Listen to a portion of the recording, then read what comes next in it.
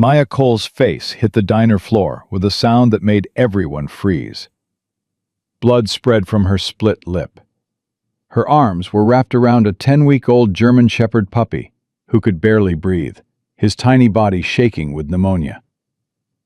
Preston Ashford stood over her, laughing, his designer loafer drawn back for another kick.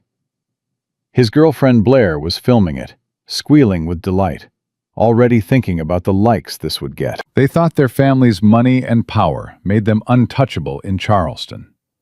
But they didn't see the man sitting alone at the counter, the one with the gray eyes and scarred hands. He wasn't just a customer. He was a Navy SEAL. Before we continue, tell us what city you're watching from in the comments below. We want to see how far this story reaches. Hit subscribe and turn on notifications, because what happens next will restore your faith that justice still exists. Now let's go back to where it all started. Maya Cole had been on her feet for 11 hours straight. Her sneakers had holes in them. The left one let in water every time she mopped the floor. Her pale blue uniform was stained with coffee and ketchup and the grease that seemed to hang in the air of the Magnolia Cafe like it was part of the furniture. She was 26 years old and felt 60. But she kept moving. She had no choice.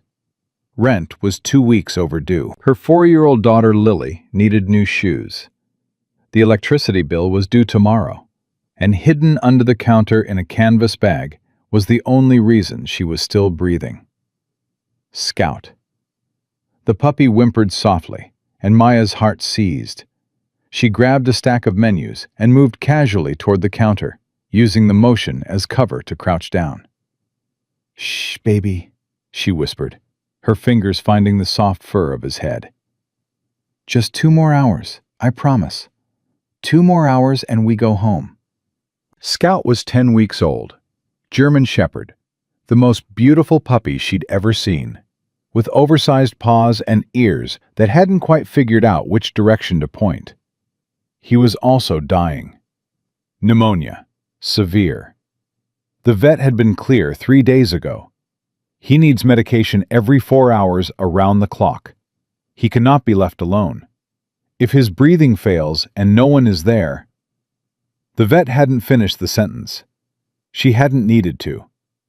Maya had no one. Her mother had died 6 months ago in a car accident. Her father, a Navy veteran, had been gone for 3 years, cancer eating him from the inside until there was nothing left. No siblings, no boyfriend, no friends who could take a sick puppy that needed constant monitoring. Her apartment didn't allow pets. Her landlord had made that very clear when she'd begged. So she'd done the only thing she could. She'd smuggled Scout to work in a canvas bag, hiding him under the counter, praying Rosa wouldn't notice, and Lily's babysitter wouldn't ask questions about the medicine schedule. It was insane. It violated every health code in existence. It could get her fired. But the alternative was watching him die alone in an apartment while she worked a shift she couldn't afford to miss. "Order up, Maya!" Rosa Martinez's voice cut through the kitchen noise. Maya stood quickly, smoothed her uniform, and grabbed the plates. 2 burgers, extra onions, side of fries. She delivered them to the truckers at the counter, refilled coffee for the elderly man in the corner booth, checked on the young mother trying to get her toddler to eat something other than crackers. And she felt him watching. The man at the far end of the counter. He'd been there for 2 hours, nursing a cup of black coffee that had gone cold 90 minutes ago. He hadn't ordered food, hadn't looked at the menu. Just sat there with those gray eyes that never stopped moving. He was maybe 32, 33, built like someone who used his body for work. Not gym muscles, but the lean, functional kind that came from actual labor. His hair was cut military short. His hands, wrapped around the coffee cup, had scars across the knuckles. Maya had seen eyes like that before. Her father had them. Before the cancer took him. She was about to ask if he needed anything when the bell above the door chimed. The couple that walked in didn't enter the Magnolia Cafe. They invaded it. He was tall, blonde, late 20s, wearing a linen shirt that cost more than Maya made in a month. Gold watch. Loafers with no socks. Face smooth and untouched, like someone who'd never been told no in his entire life. She was platinum blonde, lips injected, cheekbones that might have been real, but probably weren't. White sundress, designer sunglasses pushed up like a crown, phone already out and recording. "Oh my God, babe," the woman said, her voice carrying across the entire diner. "This is so authentic.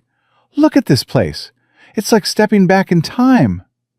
She panned her phone across the room like she was filming zoo animals.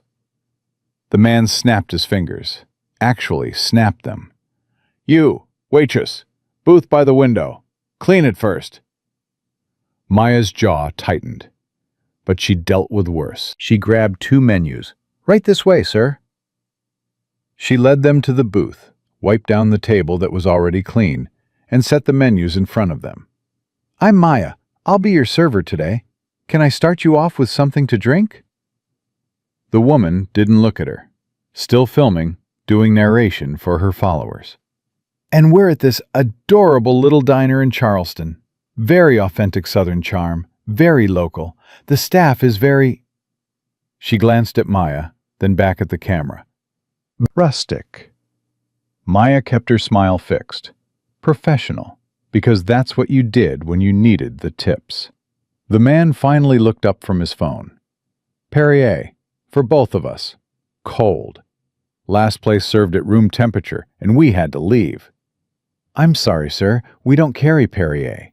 We have club soda or—" "You don't have Perrier?" The woman lowered her phone, scandalized. "What kind of restaurant doesn't have Perrier?" "It's a diner, ma'am. We have Coca-Cola products, coffee, sweet tea."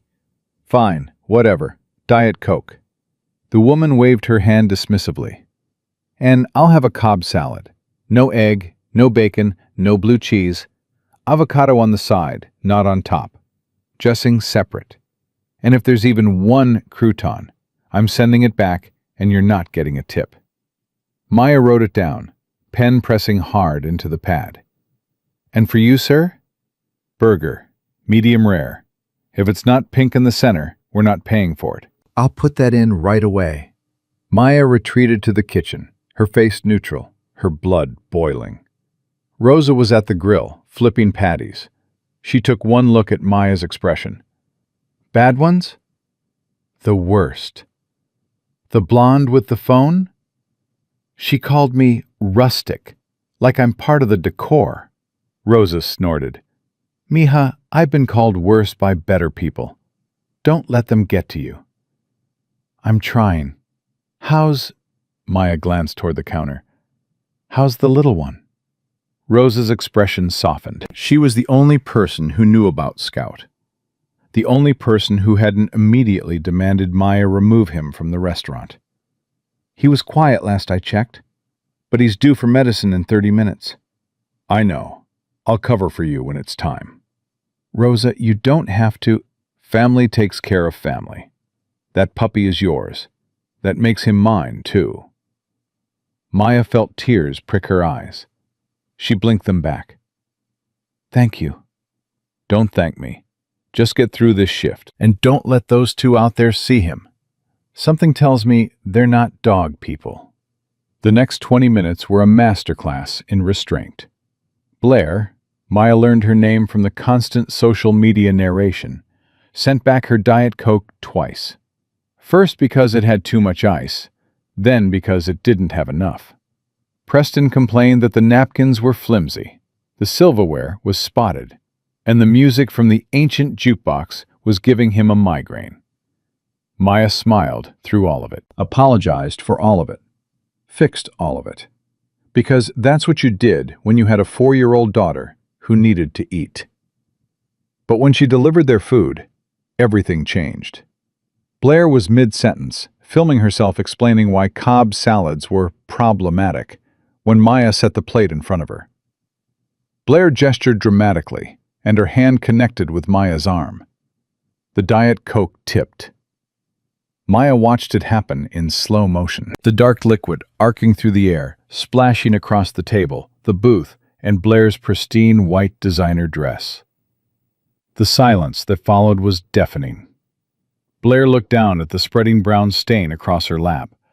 Then she looked up at Maya. Her face transformed. The Instagram-perfect smile vanished, replaced by something ugly and real. "You clumsy bitch!" The words exploded through the diner. Conversations stopped. Forks froze midway to mouths. "I'm so sorry," Maya said quickly, grabbing napkins. "Let me help you." "Don't touch me!" Blair's hand came up fast. Maya didn't see it coming. The slap cracked across her face like a gunshot. Maya's head snapped to the side. Pain exploded across her cheek. She stumbled backward, catching herself on the edge of the table. "Do you have any idea how much this dress costs?" Blair was screaming now, standing, phone in one hand, filming everything. "This is Gucci! Gucci! You couldn't afford the zipper!" "Ma'am, I'm sorry, it was an accident." "An accident? You did that on purpose. I saw you looking at me. You're jealous because I have money, and you're just a pathetic waitress." Preston stood, his face flushed with anger that seemed disproportionate to a spilled drink. "Do you know who we are?" he demanded. "Do you have any idea who my father is?" Maya's cheek was throbbing. Her eyes were watering, but she held her ground. "Sir, I apologize for the inconvenience. I'll have your meal comped, and we'll pay for the dry cleaning." "Dry cleaning?" Blair laughed, high and cruel. "This dress is ruined. I want her fired. I want this dump shut down." Under the counter, Scout started barking.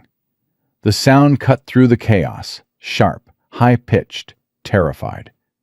He could feel Maya's distress. He was trying to protect her the only way he knew how. Everyone heard it. Blair's eyes went wide. "What the hell is that?" Maya's blood turned to ice. "It's nothing." "That's a dog." Preston's face twisted with disgust. "There's a dog in here? In a restaurant?" He was already moving, pushing past Maya, heading toward the counter. She tried to block him, but he shoved her aside with enough force to make her stumble. "Sir, please." Preston found the canvas bag. He grabbed it, yanked it up, and Scout tumbled out onto the counter, small, sick, terrified, his wheezing breath audible in the sudden silence. "Jesus Christ!" Preston looked at the puppy like it was a rat. "It's diseased. Look at it. It can barely breathe." "He has pneumonia," Maya said, her voice breaking. "He needs medicine every 4 hours." "I couldn't leave him alone." "So you brought him to a restaurant to contaminate everyone's food?" Preston's voice was getting louder, performing for an audience. "This is a health code violation. This place should be condemned." Blair had her phone out, filming everything, already narrating. "Oh my God, you guys, this is insane. A sick dog in a restaurant. My followers are going to destroy this place. This is going viral." Maya lunged for Scout, scooping him into her arms. The puppy burrowed against her chest, trembling, his tiny heart hammering against her palm. "Please," she said, and she hated how her voice cracked. "Please, he's just a baby. He's sick. I'll take him out right now. I'll leave. Just please don't." "Don't what?" Preston stepped closer, crowding her space. "Don't report you? Don't get this health hazard shut down?" He smiled, and there was nothing human in it. "My father owns half this city, sweetheart. Harrison Ashford. One phone call, and you'll never work in Charleston again. Hell, you'll be lucky if you're not in jail." Maya backed up, clutching Scout, her whole body shaking. "I'm sorry. I'm so sorry. Please." Pathetic. Blair was still filming, narrating for her followers. Look at her, crying over a dog. This is what happens when you let just anyone work in food service. No standards, no class. Preston kicked her, There was no warning, no escalation. He just drew back his foot and kicked Maya in the ribs while she was standing there, protecting her puppy. She went down hard, curling around Scout, taking the impact on her back and shoulder rather than let him be hurt. The pain was blinding, radiating from her ribs through her entire body. Scout was yelping, struggling against her grip, trying to understand why everything hurt. "Preston!" Blair shrieked, but she was laughing, phone still recording. "Oh my God! That was amazing!" Maya couldn't breathe. The pain was too much. Scout was whimpering, and she could feel his tiny body shaking, and all she could think was that she'd failed him, failed Lily, failed everyone. Preston stood over her. "That's for ruining our lunch. And this..." He drew back his foot again, aiming for Scout this time. The foot never landed. A hand caught Preston's ankle mid-swing, twisted. Something in Preston's knee made a popping sound, and he went down with a scream that didn't sound human. Maya looked up through tears. The man from the counter was standing there, the one with the gray eyes. He had Preston on the ground, one hand controlling his throat, the other arm bent at an angle that made Preston whimper like Scout had been whimpering. The man didn't look angry. He looked calm. That was somehow more terrifying. "You're going to apologize to her," the man said. His voice was quiet, conversational, like he was discussing the weather. "Right now." "Get off me!" "Do you know who my..." The man applied pressure. Something in Preston's shoulder made a popping sound. Preston screamed again. "I know exactly who your father is. Harrison Ashford, real estate developer, political donor. Thinks his money makes his son untouchable." The man leaned close.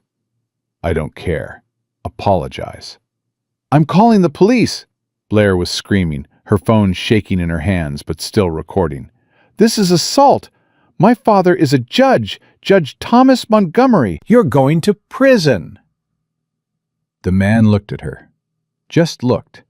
But something in that gaze made her take 2 steps backward. "Good," he said calmly. "Film it. I want your father to see exactly who's coming for him next." He released Preston, who scrambled backward, clutching his shoulder, his face white with pain and something he'd probably never felt before in his privileged life. Fear. "This isn't over," Preston gasped. "My father will destroy you. He'll destroy all of you. This whole place will be gone by tomorrow." The man didn't respond. He simply turned his back on Preston, a dismissal so complete it was almost worse than the violence, and knelt beside Maya. His whole demeanor changed. The controlled lethality melted away, replaced by something gentle. "Hey," he said softly. "Can you breathe? Talk to me." Maya was still curled around Scout, tears streaming down her face. She managed to nod. "Let me see the puppy." She hesitated. But something in his eyes, something kind, something broken in a way that recognized her own brokenness, made her trust him. She loosened her grip on Scout. The man's hands were gentle, practiced as he examined the puppy. Scout whimpered, but didn't struggle. "Pneumonia?" the man asked. Maya nodded. 3 days. The vet said every 4 hours he needs medicine, and I can't leave him alone, and my apartment doesn't allow pets, and I didn't know what else to do." "You did the right thing." His hands moved over Scout's tiny ribcage, checking for injuries from the fall. "He's okay. Scared, but okay. His breathing's worse than it should be, though. When's his next dose?" 10 minutes. He's not going to last 10 minutes. His lungs sound bad." The man looked at her, and she saw grief flash across his face so fast she almost missed it. "I know that sound. I had a canine partner, military dog. Lost him 3 weeks ago." Maya's breath caught. "I'm so sorry." "Don't be sorry. Just let me help." He stood, still cradling Scout in one arm, and offered Maya his other hand. "Can you stand?" She tried. Her ribs screamed in protest.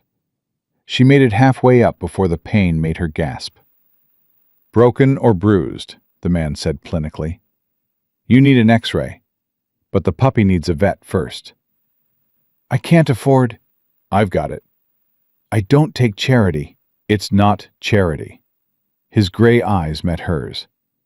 "That dog just tried to protect you." Sick, scared, barely able to breathe, and his first instinct was to bark when you were in danger. A dog that loyal deserves to live. Let me help. "Maya!" Rosa came bursting through the kitchen doors, her face horrified. "Dios mío, what happened? Are you—" She saw Maya's face, the red mark already bruising, and her expression hardened into something dangerous. "Who did this?" "They're gone." The man gestured toward the door. Preston and Blair had fled during the chaos, leaving nothing behind but an overturned chair and Blair's forgotten Gucci clutch on the booth seat. "I'm calling the police," Rosa said. "No." The man's voice was firm. "Not yet." Rosa turned on him. "And who are you to tell me—" "Someone who's going to help. But first we need to get this puppy to an emergency vet. Now." He looked at Maya. "Get your things.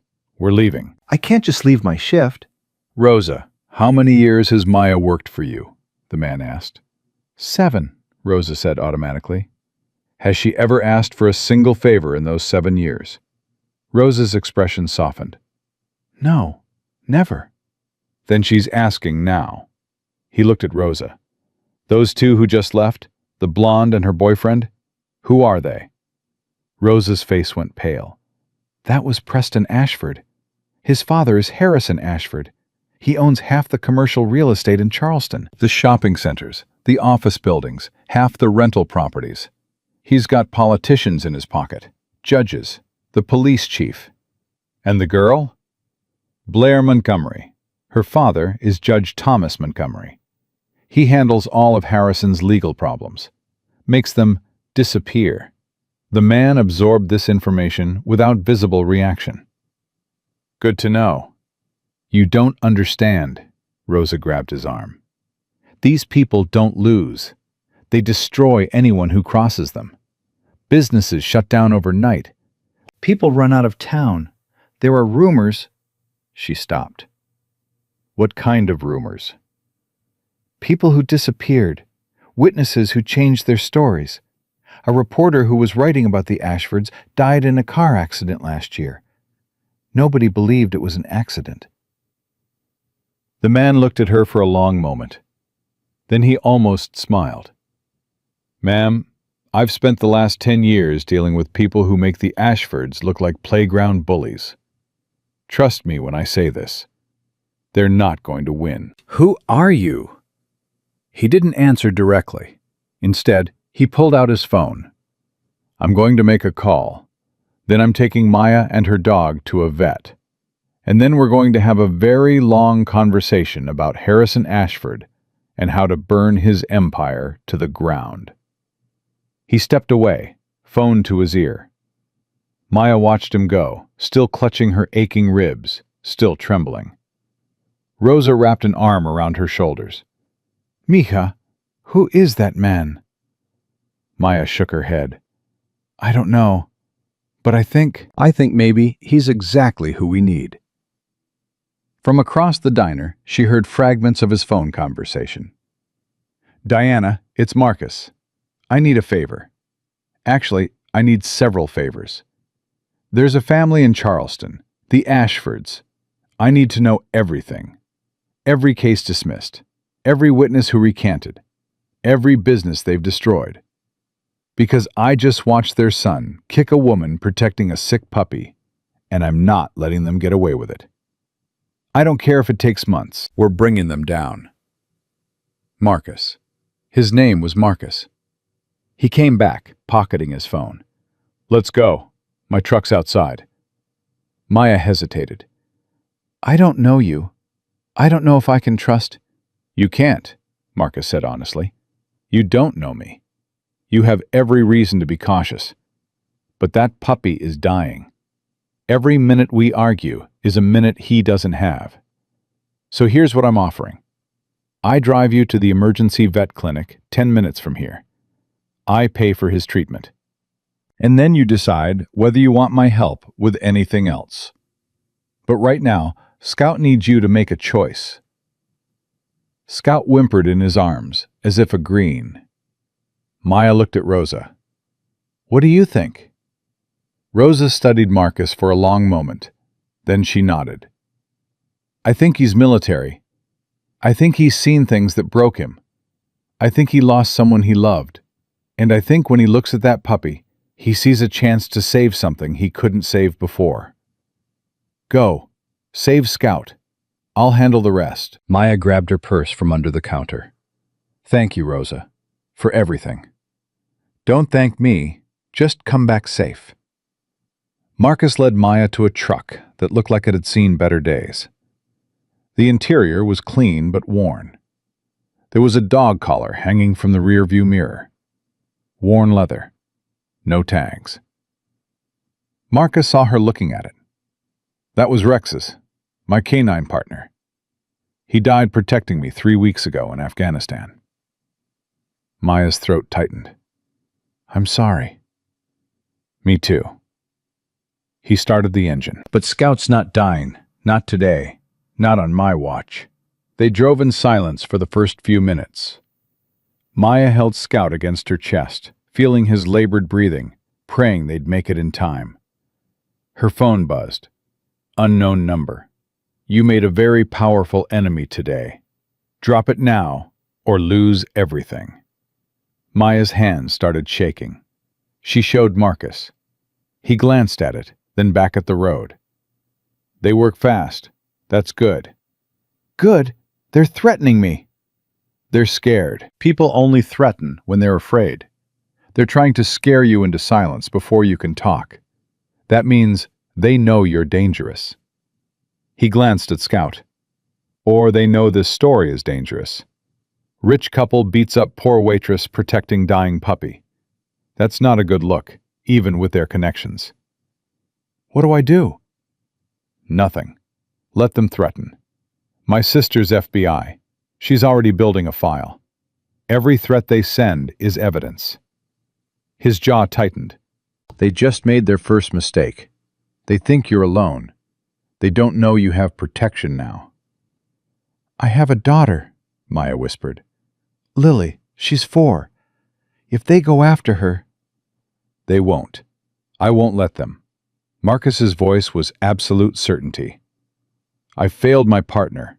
I'm not failing you, or Scout, or your daughter. That's a promise. They reached the emergency vet clinic. Chaos and noise and worried pet owners everywhere. Marcus walked straight to the front desk. This puppy has severe pneumonia, needs immediate treatment. Whatever it costs, I'm paying. The receptionist looked at Scout, at his labored breathing, and immediately called for a technician. Within seconds, Scout was whisked away to the back. Maya tried to follow. A nurse stopped her. Ma'am, you need to wait here. We'll come get you as soon as we know something. But he's scared. We'll take good care of him. I promise. The nurse disappeared. Maya stood frozen, her arms suddenly empty. Marcus guided her to a chair. He's going to be okay. You don't know that. I know fighters. That puppy is a fighter. He sat beside her. What hurts? Everything. Be specific. She touched her ribs. Here, where he kicked me. Could be cracked. You need an X-ray after Scout's stable. I can't afford... I've got it. Stop saying that. I don't know you. Why are you helping me? Marcus was quiet for a long moment. 3 weeks ago, I was in Afghanistan. My canine partner Rex took a bullet meant for me. Bled out in my arms while we waited for evac that came too late. I held him while he died, and I promised him I'd honor what he taught me. Loyalty, courage, protecting those who can't protect themselves. His voice cracked almost imperceptibly. I couldn't save Rex, but I can save Scout. And I can help you, so let me. Maya's phone buzzed again. Another unknown number. Different this time. Your daughter Lily attends Sunshine Daycare on Oak Street. She has a birthmark on her left shoulder. She's afraid of thunderstorms. It would be a shame if something happened to her. Maya's blood went cold. They knew where Lily was. They knew details only someone watching would know. Marcus read the message. His expression went from calm to ice cold in a heartbeat. They just committed a federal crime. Threatening a child is a federal offense. This gets handed to FBI right now. He pulled out his phone, forwarded the text to a contact labeled Diana FBI. What if they hurt her? What if... They won't. I'm calling your daycare right now. We're getting Lily out of there and somewhere safe. Where does she go after daycare? My neighbor watches her until I get home. Not anymore. From now on, Lily stays with people we trust, people the Ashfords can't touch. A vet came out. Maya Cole? Maya jumped up. That's me. Is Scout? He's stable. We've got him on oxygen and antibiotics. The pneumonia is severe, but we caught it in time. He needs to stay here for at least 48 hours, maybe longer. How much? The vet hesitated. With treatment, medications, overnight monitoring, approximately $4,000. Maya felt like she'd been punched. 4,000? I don't have... Marcus pulled out a credit card. Run it. Sir, that's... Run it. Whatever he needs. I don't care what it costs. The vet took the card, clearly relieved. I'll get the paperwork started. After she left, Maya turned to Marcus. I can't pay you back. Not for years. Maybe never. I'm not asking you to. Why are you doing this? Marcus looked at Rex's collar hanging in his truck, visible through the clinic windows. Because Rex would have done it for me. Because that's what you do when you see someone in trouble. You help. No conditions, no expectations. You just help. Maya started crying. Not from pain, from relief, from exhaustion, from the overwhelming weight of someone actually showing up when she needed them most. Marcus sat beside her and waited. He didn't tell her not to cry, didn't offer empty platitudes, just sat there, solid and present, while she fell apart. When she could finally speak again, she asked, "What happens now?" "Now we wait for Scout to stabilize. Then we go get your daughter and take you somewhere safe." Then he looked at his phone, at the threatening texts. "Then we start building a case that destroys everyone who thought they could threaten a 4-year-old child to silence her mother. They're too powerful." Rosa said, "Rosa's right. They are powerful. But power has a weakness. It makes people careless, arrogant. They've been getting away with this for so long, they think they're invincible. That's when they make mistakes." "What kind of mistakes?" "Like sending threatening texts that can be traced, like assaulting someone in front of witnesses, like being so confident they film their own crimes and post them online." Marcus showed her his phone. Blair's Instagram. She posted the video of Preston kicking you. It's still up. 500,000 people have seen it. Maya watched the video in horror, saw herself protecting Scout, saw Preston draw back his foot, saw the kick, saw herself go down, and in the comments, thousands of people defending Preston. She deserved it for bringing a dog to a restaurant. Play stupid games, win stupid prizes. Poor Preston, having to deal with incompetent service. But there were other comments too. This is assault. Someone needs to arrest these people. That poor woman was just protecting her puppy. The court of public opinion is split, Marcus said. but the actual court won't be. That's clear evidence of assault and animal cruelty. Combined with the threatening texts, we have a case. Against Preston, maybe, but his father, we get Preston, we get leverage on Harrison. Fathers protect their sons, even terrible fathers, especially terrible fathers. Marcus's expression was grim. Harrison will do anything to keep Preston out of prison, including exposing himself. Maya's phone rang. Unknown number again. She almost didn't answer, but Marcus nodded, hit the speaker button. A man's voice, smooth and cultured. Miss Cole, my name is Alan Brennan. I represent the Ashford family. I'm calling to offer you a settlement.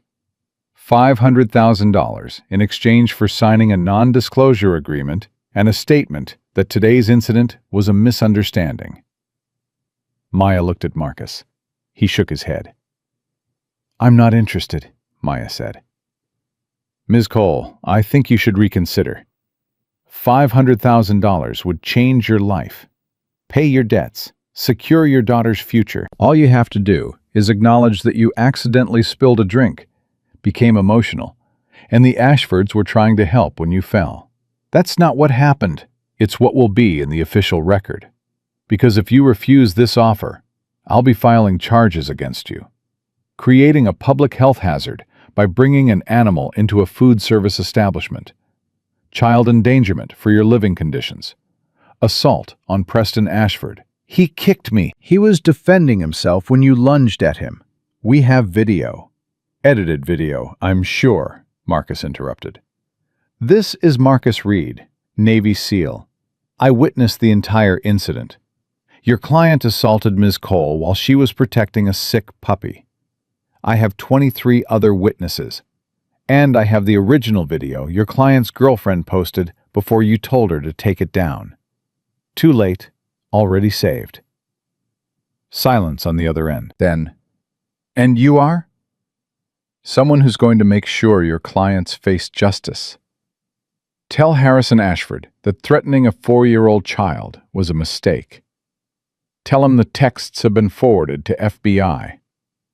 Tell him he has 72 hours to turn himself in before federal warrants are issued.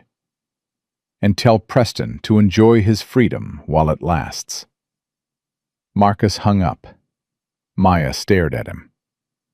You just declared war on the most powerful family in Charleston. No, they declared war when they kicked you. I'm just fighting back.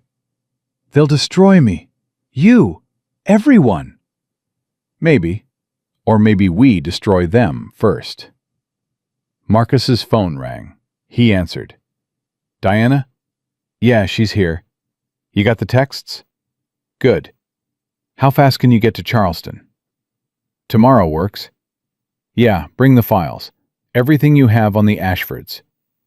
He ended the call. My sister's flying in tomorrow. She's been trying to build a case against Harrison Ashford for 8 years. You just gave her what she needed. What did I give her? A victim willing to testify, evidence of a pattern, and proof that the Ashfords are still actively threatening witnesses. That's conspiracy. That's racketeering. That's federal crimes that even their judge friends can't dismiss. The vet returned. Good news. Scout's responding to treatment. His oxygen levels are improving. He's going to need intensive care for the next week, but I think he'll pull through. Maya felt tears of relief. Can I see him? Just for a minute. They led her to the back, where Scout was in an oxygen chamber, tubes and wires everywhere. But his tail wagged weakly when he saw her. Hey, baby, Maya whispered, pressing her hand against the glass. You're going to be okay. You're going to come home to Lily and me, and we're going to get through this, I promise. Scout's tail wagged again. When they left the clinic, Maya noticed a black SUV parked across the street. Tinted windows, engine running, watching. Marcus noticed too. They're following us. Good. Let them. Every move they make is evidence. I'm scared. You should be. This is going to get worse before it gets better. They're going to come after your job, your home, your reputation. They're going to try to break you. That's what powerful people do when they can't silence you. So, what do I do? Marcus looked at her, and for the first time since she'd met him, he smiled. You stand up, you fight back, and you trust that you're not alone anymore. Because I'm not letting them destroy you. Neither is my sister. Neither is Rosa. You've got people now, and together we're going to burn the Ashford Empire to the ground. The black SUV pulled out, following them as they drove away.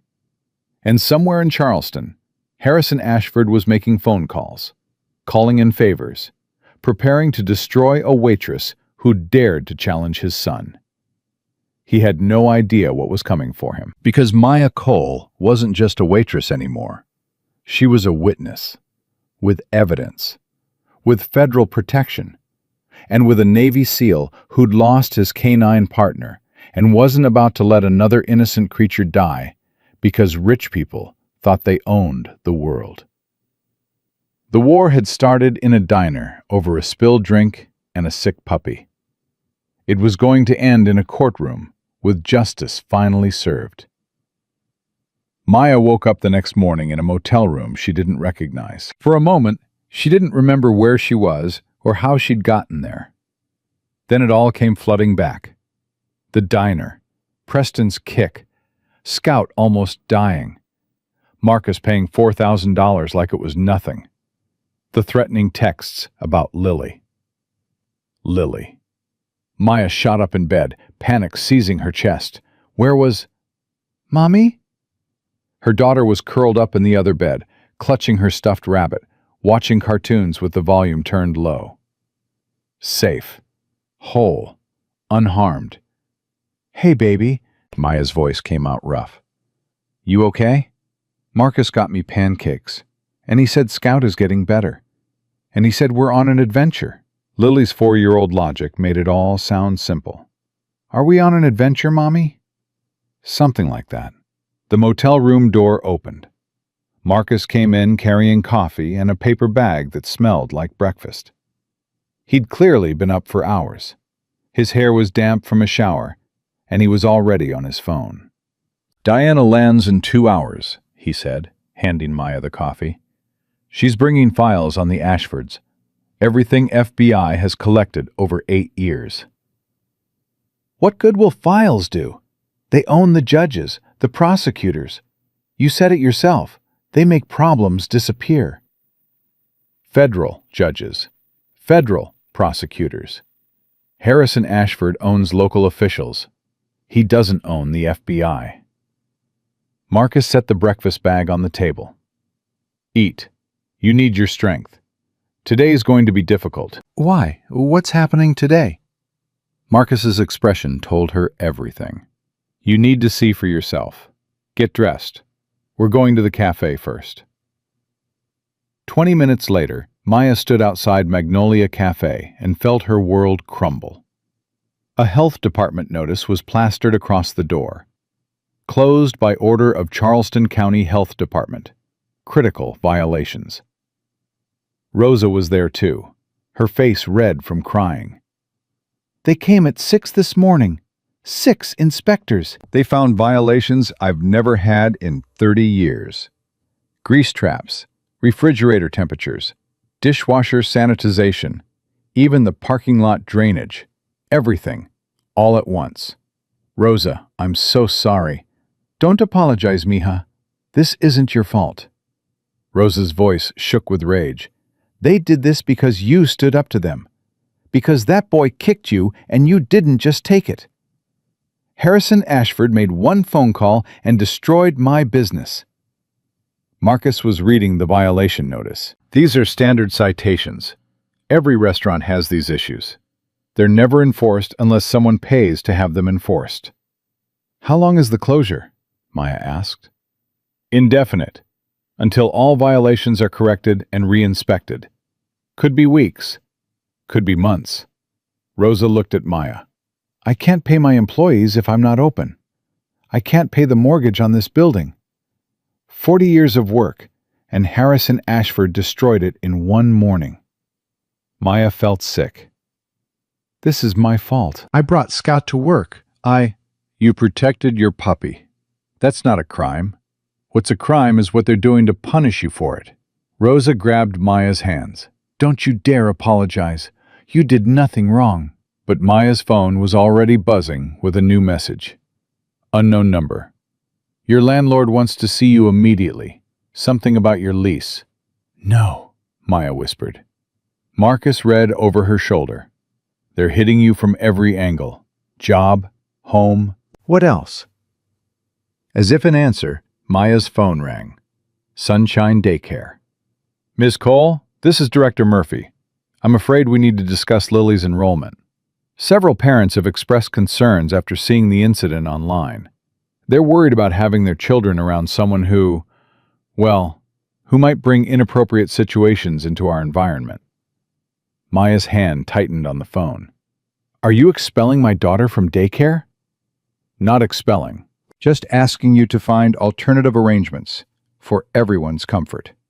She's 4 years old. She didn't do anything. I understand this is difficult, but we have to think of all our families. I'm sure you understand. Maya hung up without responding. She looked at Marcus. They're kicking Lily out of daycare because of a video Blair posted. The video where Preston kicked you while you were protecting Scout? They don't care what the video shows. They care that the Ashfords are angry. Maya felt tears burning. 24 hours. It took them 24 hours to destroy my entire life, my job, my home, my daughter's school. What's next? Marcus's phone rang. He answered, listened, his expression darkening. Understood. Keep me updated. He looked at Maya. That was my contact of Charleston PD. Harrison Ashford just filed charges against you. Assault. Creating a public health hazard. Child endangerment. Child endangerment? I was protecting Lily. He's claiming you're an unfit mother, living in substandard conditions, exposing your child to unsafe situations. He's got Child Protective Services involved. Maya felt the world tilting. They're going to take Lily away from me. They're going to try, but we're not going to let them. Marcus crouched down to Lily's level. Hey, kiddo, how would you like to go visit my sister, Diana? She's really cool. She's an FBI agent. Has a badge and everything. Lily's eyes went wide. Like a superhero? Exactly like a superhero. And she's going to make sure you and your mom are safe. Sound good? Lily nodded enthusiastically. Marcus stood, looked at Maya. Diana's landing in 90 minutes. I'm taking you both to the airport. You're staying with her until this is resolved. I can't run away. You're not running. You're regrouping. There's a difference. His phone buzzed with another message. He read it, and for the first time since Maya had met him, he looked genuinely angry. They just served you with an eviction notice. 48 hours to vacate. Landlord claims you violated your lease by having an unauthorized pet. Scout was only there at night. Doesn't matter.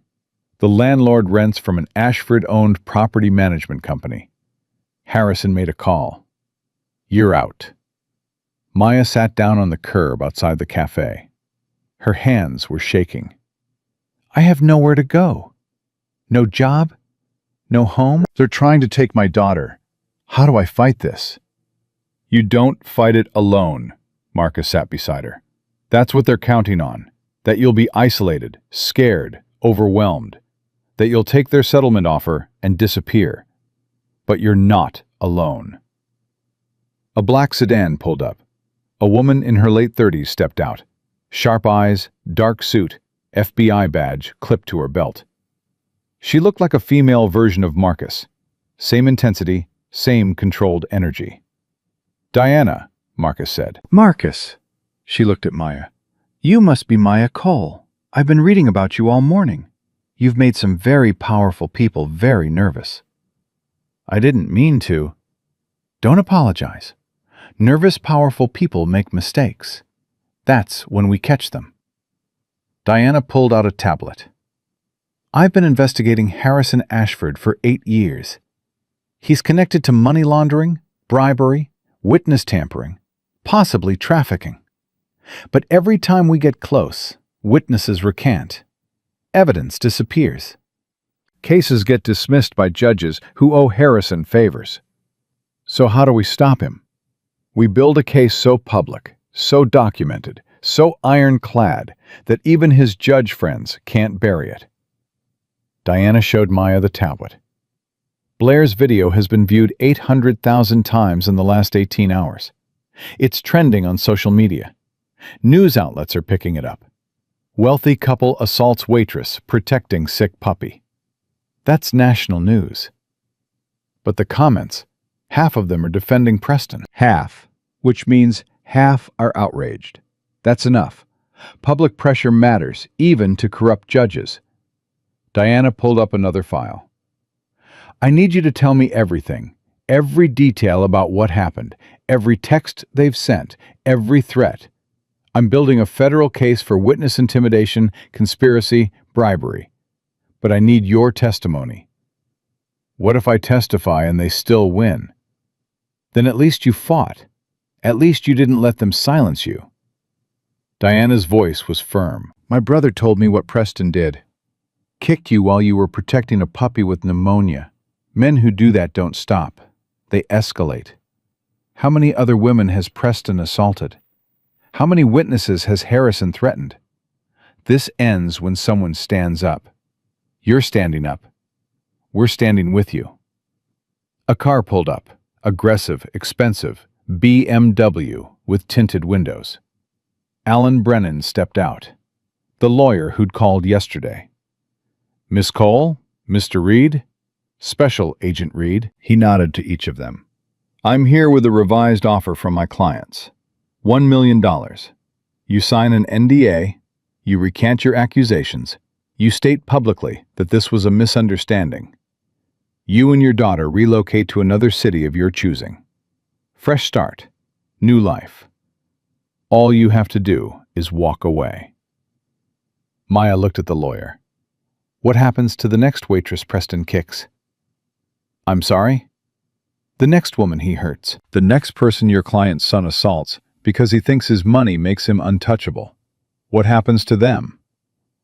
Brennan's expression didn't change. That's not your concern.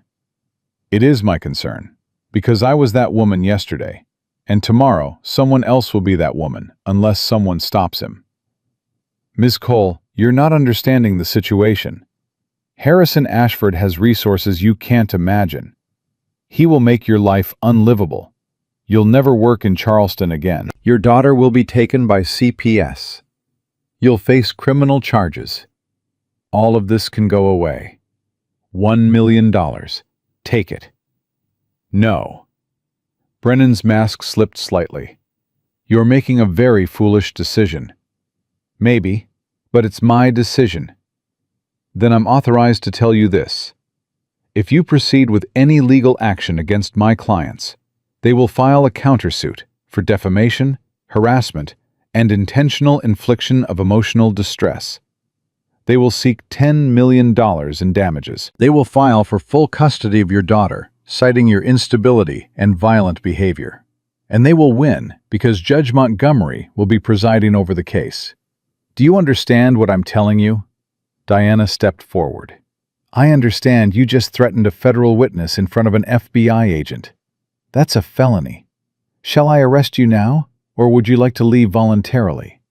Brennan's face flushed. I'm delivering a message for my clients.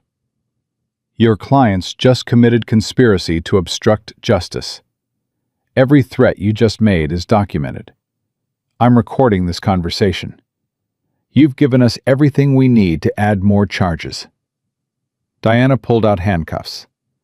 Last chance. Leave or get arrested. Brennan left without another word. As his BMW pulled away, Maya's legs gave out. Marcus caught her before she hit the ground. I can't do this. They're too powerful. They're going to take Lily. They're going to destroy everything. They already destroyed everything, Marcus said gently. Your job, your home. What else can they take that they haven't already taken?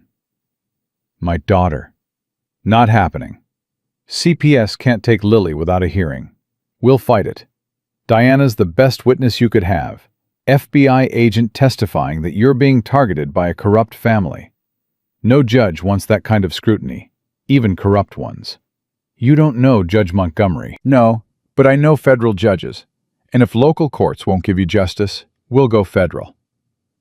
Marcus helped her stand. Come on, we need to get you and Lily somewhere safe.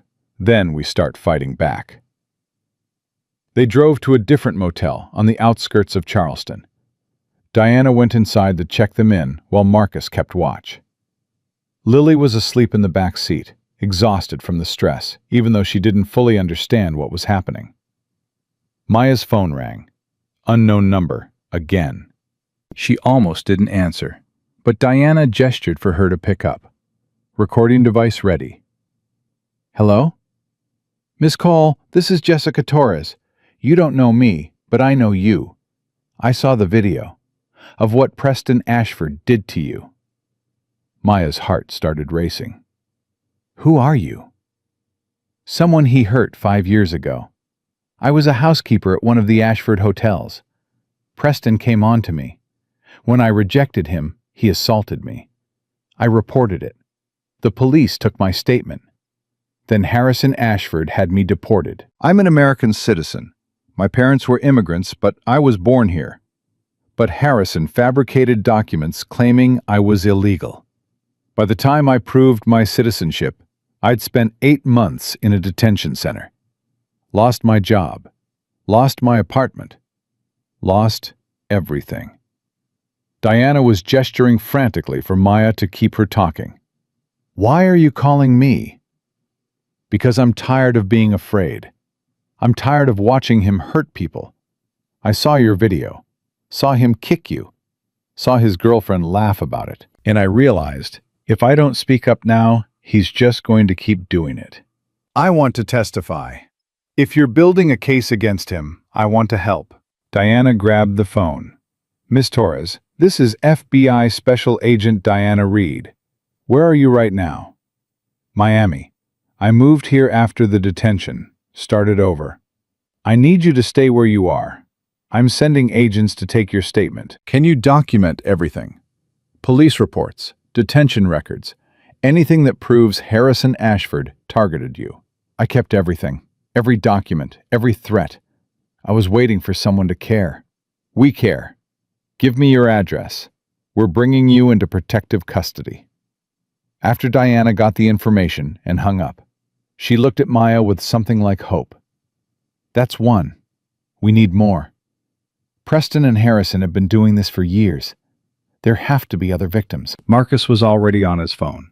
I'm calling my contacts, military network. SEALs know people everywhere. Someone knows someone who was hurt by the Ashfords. Within 2 hours, Diana had 3 more calls. Robert Chen, contractor bankrupted after refusing to do substandard work for Harrison. He sued me for breach of contract. The case was heard by Judge Montgomery. I lost everything. My business, my house, my reputation. I tried to appeal. My lawyer was threatened. He dropped me. I've been working manual labor for 5 years, trying to rebuild. If you can stop Harrison Ashford, I'll testify to anything you need. Linda Hayes, waitress from a different restaurant. Preston assaulted me 8 years ago, grabbed me inappropriately in front of customers. I reported it. Charges were filed. Then my son was arrested on drug charges that were completely fabricated. He went to prison for 3 years. The prosecutor offered me a deal.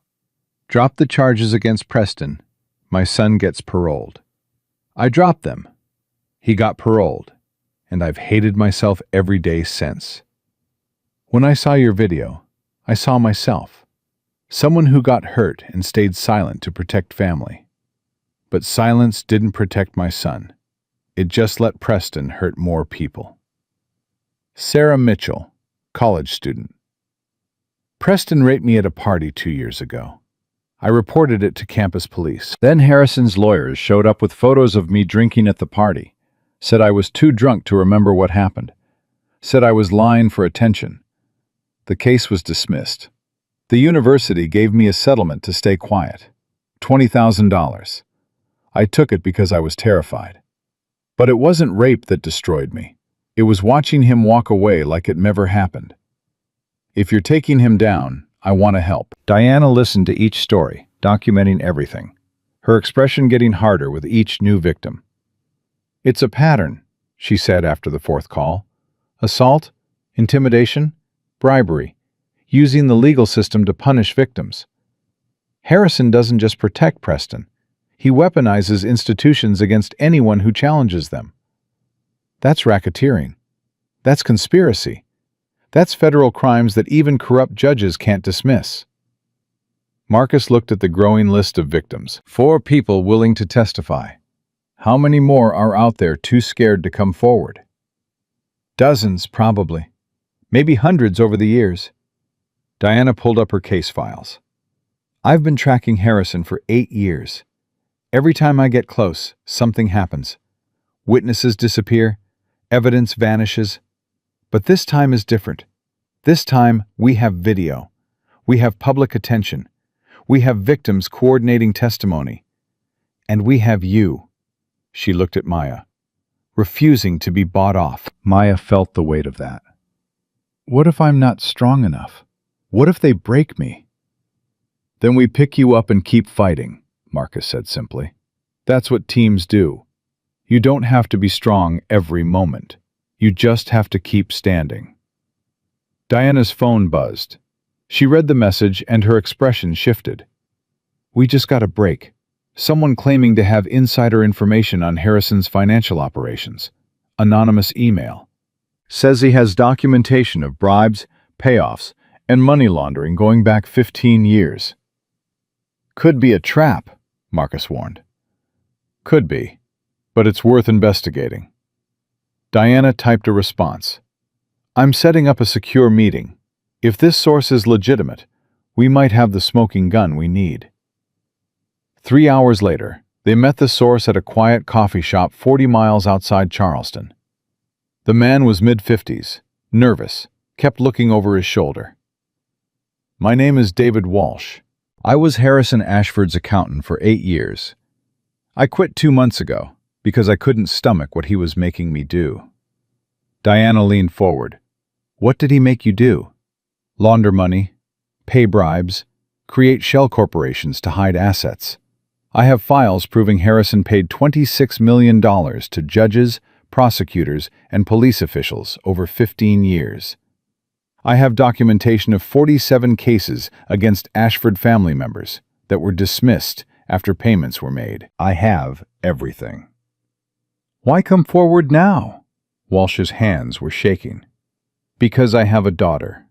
She's 6 years old, and yesterday she asked me what I do for work. I realized I couldn't look her in the eye and tell her I help rich people avoid consequences for hurting others. I couldn't tell her that I helped cover up assaults and bankruptcies and threats. So I'm here. I'll testify. I'll give you everything. Just, please protect my family. Harrison will kill me if he knows I'm talking to you. Diana put a hand on his shoulder. You're in federal protective custody as of right now. You and your family. We're moving you to a safe location. And yes, you will testify. What you just described is enough to bring down not just Harrison, but the entire network of officials he's corrupted. Walsh pulled out a flash drive.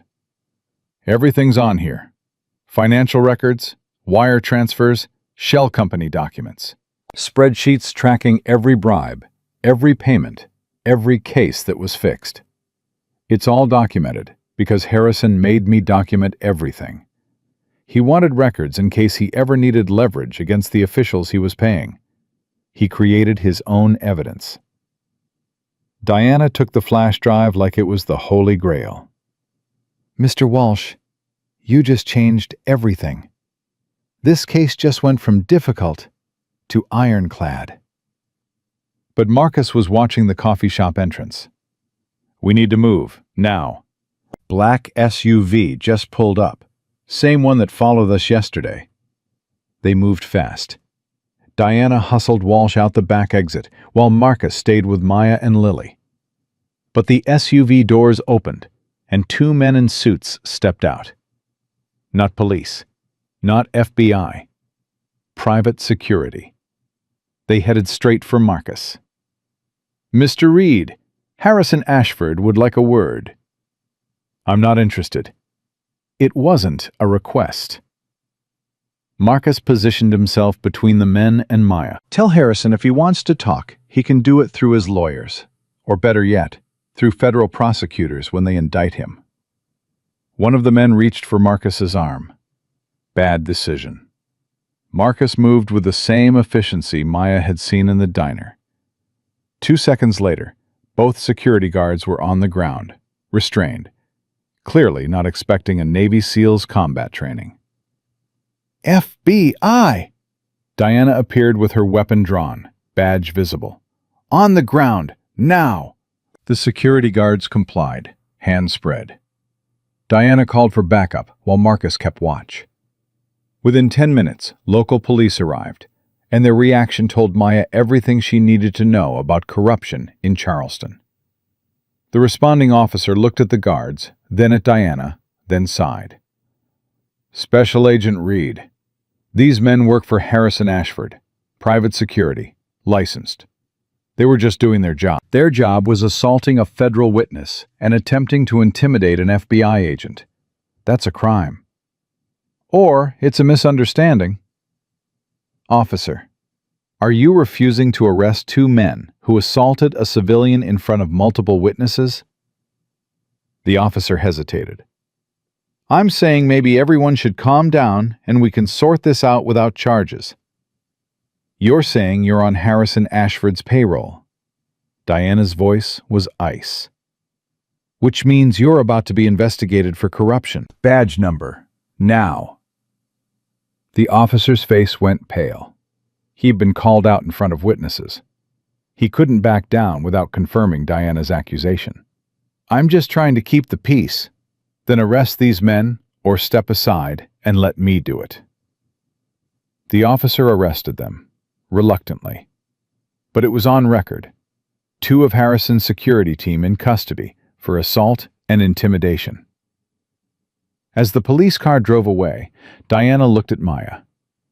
That's how it works. They control local law enforcement through money and fear. But federal authority trumps local corruption. That officer just learned that lesson. They relocated to another motel. Diana stationed FBI agents outside for protection. Marcus did a security sweep of the room before letting Maya and Lily inside. That night, Maya couldn't sleep. She kept checking her phone, expecting more threats. Instead, she found something else. Blair's Instagram video had been shared by a major news network, CNN, picking up the story. Wealthy heiress films herself laughing while boyfriend assaults waitress protecting dying puppy. The narrative was changing. What Blair had posted as entertainment was being reframed as evidence of cruelty. Comments were shifting from, "She deserved it," to, "This is horrifying," to, "Someone needs to arrest these people." But there was backlash, too. Other news outlets, ones owned by people connected to Harrison Ashford, were running different stories. Waitress has history of complaints.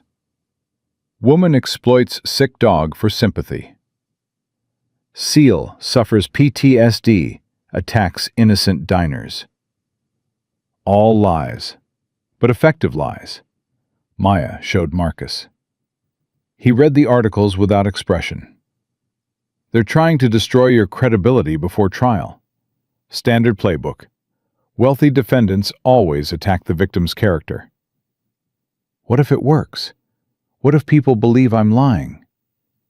Some will, some won't. But juries don't convict based on social media. They convict based on evidence. And we have video, we have witnesses, we have financial records proving systematic corruption. The truth will win. You really believe that? Marcus was quiet for a moment. I have to. Because if the truth doesn't win, nothing matters. If wealthy people can buy their way out of justice, then everything I fought for in Afghanistan was meaningless. Every promise I made to Rex was a lie. So yes, I believe truth wins. Because the alternative is unacceptable. Maya's phone buzzed one more time. Diana's name on the screen. Turn on the news. Channel 7. Maya grabbed the remote. Channel 7 was running a breaking story. Federal investigation into Charleston corruption. FBI sources confirm that prominent businessman Harrison Ashford is under investigation for bribery, money laundering, and witness tampering. The investigation was triggered by an incident at a local diner where Ashford's son allegedly assaulted a waitress. More details as this story develops. The story was out. Federal investigation. Public knowledge. No more hiding. Marcus looked at Maya. They know we're serious now. They know we're not going away. This is when it gets dangerous. More dangerous than it already is? Much more. Exposed criminals are desperate criminals. Harrison will do anything to stop this investigation. Anything. And as if to prove his point, Maya's phone rang. Unknown number. She almost didn't answer, but Diana nodded. Recording device ready. Hello? Harrison Ashford's voice. Smooth. Cultured. Dangerous. Ms. Cole, I've been trying to reach you through appropriate channels, but you seem determined to avoid reasonable conversation. So let me be very clear. Drop this investigation. Take the settlement. Leave Charleston. Do this within 24 hours, or I will destroy you so completely that your daughter will be taken into state custody and you will never see her again. I have the power to make that happen. I have judges, prosecutors, CPS officials who owe me favors. One phone call, and Lily becomes a ward of the state. Is your pride worth losing your daughter? Maya's hand shook. She looked at Lily, sleeping peacefully, unaware her entire future was being threatened. You're threatening a 4-year-old child to cover up your son's crime. I'm protecting my family. I'm not disappearing, and you're not taking my daughter. Then you're a fool. You have 24 hours. He hung up. Diana immediately began tracing the call. Marcus was on his phone, calling contacts, setting up additional protection. Maya sat on the bed next to Lily, watching her daughter sleep, feeling the weight of impossible choice. She thought about Scout, sick and dying, still trying to protect her. She thought about Jessica Torres, deported and destroyed for rejecting Preston's advances. She thought about Linda Hayes, watching her son go to prison to protect a rapist.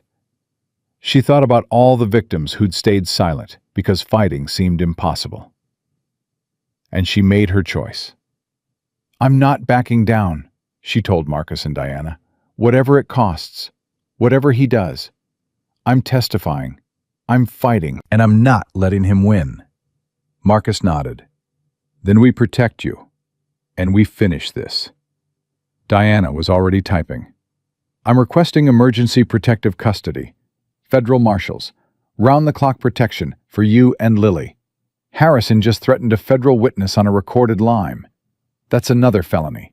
He's giving us everything we need to destroy him. How long until trial? Months, maybe longer. Harrison will delay, file motions, use every legal trick. But we have time. Time to build the case. Time to find more victims. Time to prepare testimony so solid that even corrupt judges can't dismiss it. Maya looked at her daughter, at Marcus, who'd lost his canine partner and was trying to save Scout to honor that loss. At Diana, who'd spent 8 years hunting corruption. Then let's get started, she said, because tomorrow we go to war. The war Diana promised came faster than Maya expected. 48 hours after Harrison's threat, federal marshals moved Maya and Lily to a safe house in Virginia. Not a motel, an actual house with security systems, panic rooms, and armed agents rotating shifts every 6 hours. Scout was released from the vet after 10 days of intensive care. Healthy, energetic. The puppy who'd almost died protecting Maya was now following Marcus everywhere, sleeping at his feet, refusing to let him be alone. "He's bonded with you," Maya told Marcus one morning, watching Scout try to climb onto the couch where Marcus was reviewing case files. "Rex used to do that, shadow me everywhere. I'd wake up and he'd be right there, watching." Marcus's voice caught. "I thought I couldn't replace him. But Scout doesn't want to replace Rex. He just wants to help me heal." "Is it working?" "Yeah, I think it is." 3 months after the diner incident, federal prosecutors filed charges, not just against Preston and Blair, against Harrison Ashford himself, against Judge Thomas Montgomery, against 12 other officials who'd taken bribes over 15 years. The charges were extensive: racketeering, conspiracy, bribery of public officials, witness tampering, money laundering, obstruction of justice. The indictment was 97 pages long and detailed a criminal enterprise that had operated for over 2 decades. Harrison hired the best defense attorney in the country, Alan Brennan, who specialized in defending wealthy clients. His track record was impressive: 43 high-profile cases, 41 acquittals, 2 mistrials. "He's good," Diana warned Maya during trial prep. "He's going to attack your credibility, your debt, your housing situation. He'll paint you as an opportunist who saw a chance to extort money from a wealthy family." "But I didn't ask for money. They offered it and I refused." "He'll say you refused because you wanted more, that you're holding out for a bigger settlement. He'll twist everything." "So what do I do?" "Tell the truth. All of it. Don't hide the debt or the eviction or the struggles. Own it. Because hiding makes you look dishonest. Admitting makes you human." The trial began on a Monday morning in federal court. Judge Patricia Morrison presiding. No relation to Marcus, but Diana had done her homework. Judge Morrison had a reputation for integrity and zero tolerance for corruption. The courtroom was packed. Media everywhere. Protesters outside holding signs, "Justice for Maya," on one side, "Ashford family values" on the other. The case had become a symbol: wealth versus working class, power versus justice. Maya sat in the witness gallery with Marcus and Diana. Lily was being watched by federal agents at the safe house. Scout was there too, wearing a service dog vest, lying quietly at Marcus's feet. Preston and Blair sat at the defense table, looking dramatically different from the couple who'd walked into the diner. Preston wore a conservative suit, haircut neat, expression somber. Blair had toned down the makeup, wore modest clothing, had deleted her social media accounts. They were performing contrition for the jury. Harrison Ashford sat behind them, stone-faced, radiating confidence. Judge Montgomery sat in his own defendant's chair, looking less confident. He knew the federal case against him was airtight. The prosecution went first.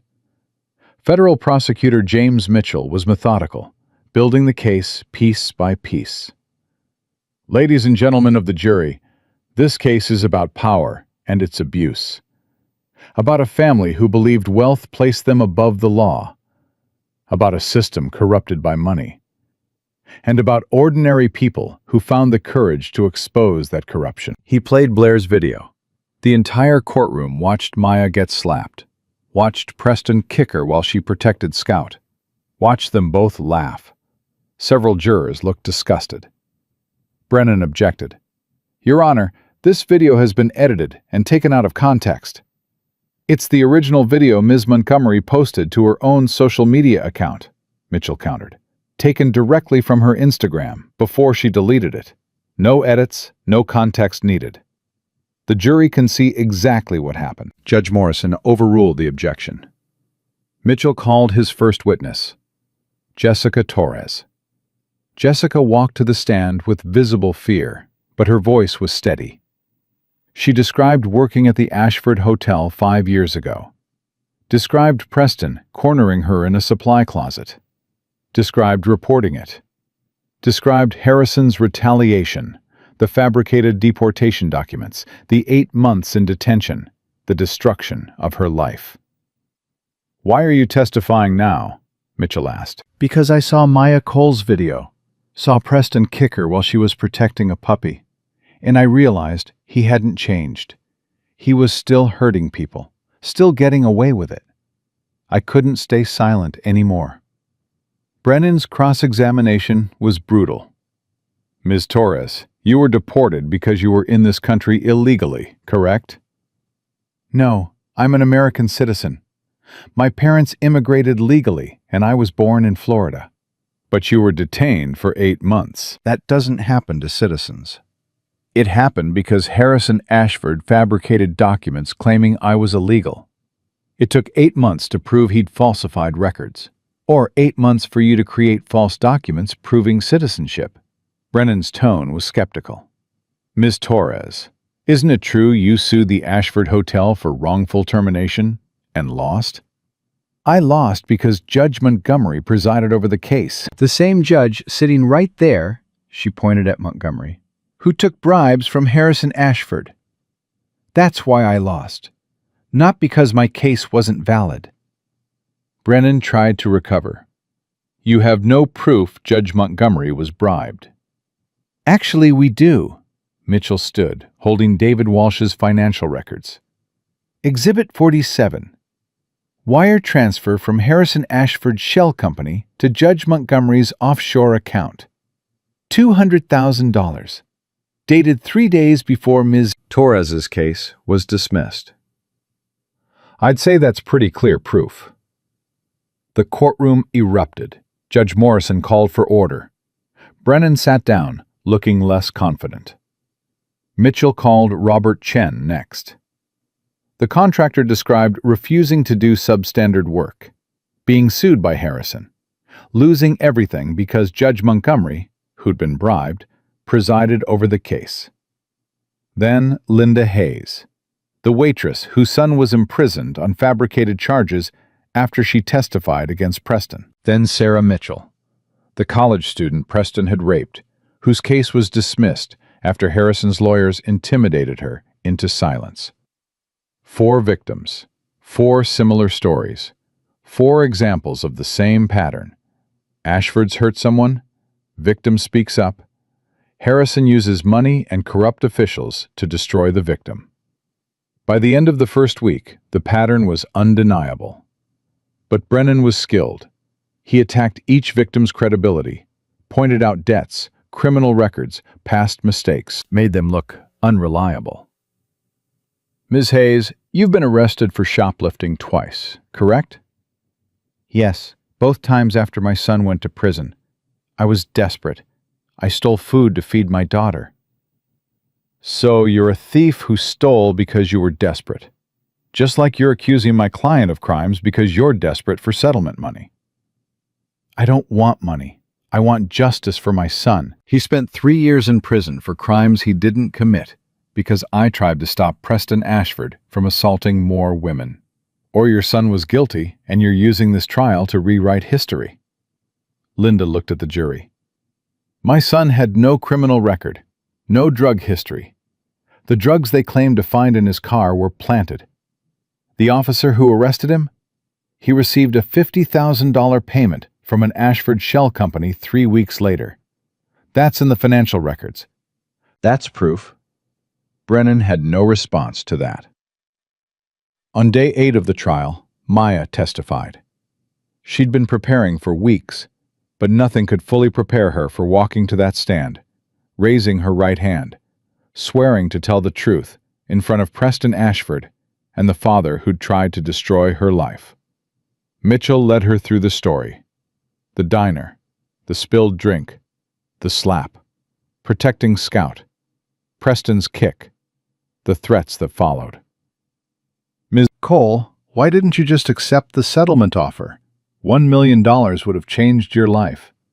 "Because accepting it meant the next woman Preston hurt would have no one to back up her story." It meant he'd keep getting away with it. I couldn't live with that. Even though refusing cost you your job, your home, your daughter's school? Even though. Some things are more important than money. Like making sure a man who kicks women for fun faces consequences. Brennan's cross-examination was exactly what Diana had warned about. Miss Cole, you have $87,000 in debt, correct? Yes, medical bills for my mother's cancer treatment. You were 2 months behind on rent? Yes. Your daughter was asked to leave her daycare? Yes, because the Ashfords pressured them. Or because you brought a sick animal into a restaurant, creating a health hazard, and the daycare didn't want that kind of judgment associated with their facility. Maya kept her voice steady. I brought Scout to work because he was dying and I couldn't leave him alone. I'm a single mother. I had no other options. I did what I had to do to keep my puppy alive. So you admit you violated health codes? I admit I chose to save a life over following a rule. Yes.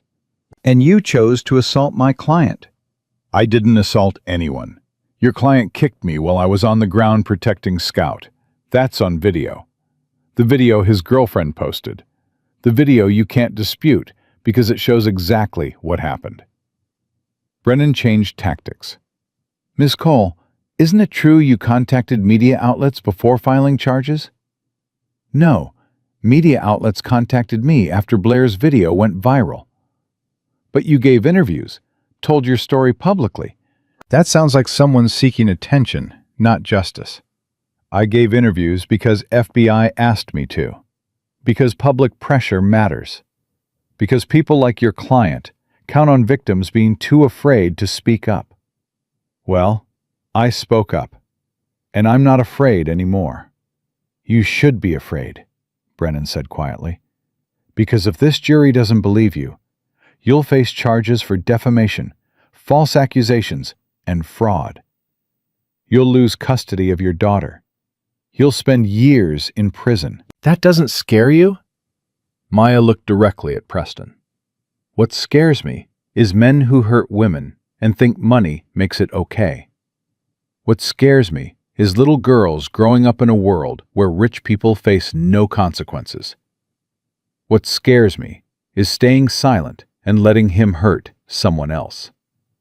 So no, Mr. Brennan, your threats don't scare me. Because I've already lost everything except my daughter and my dignity. And I'm not giving up either one.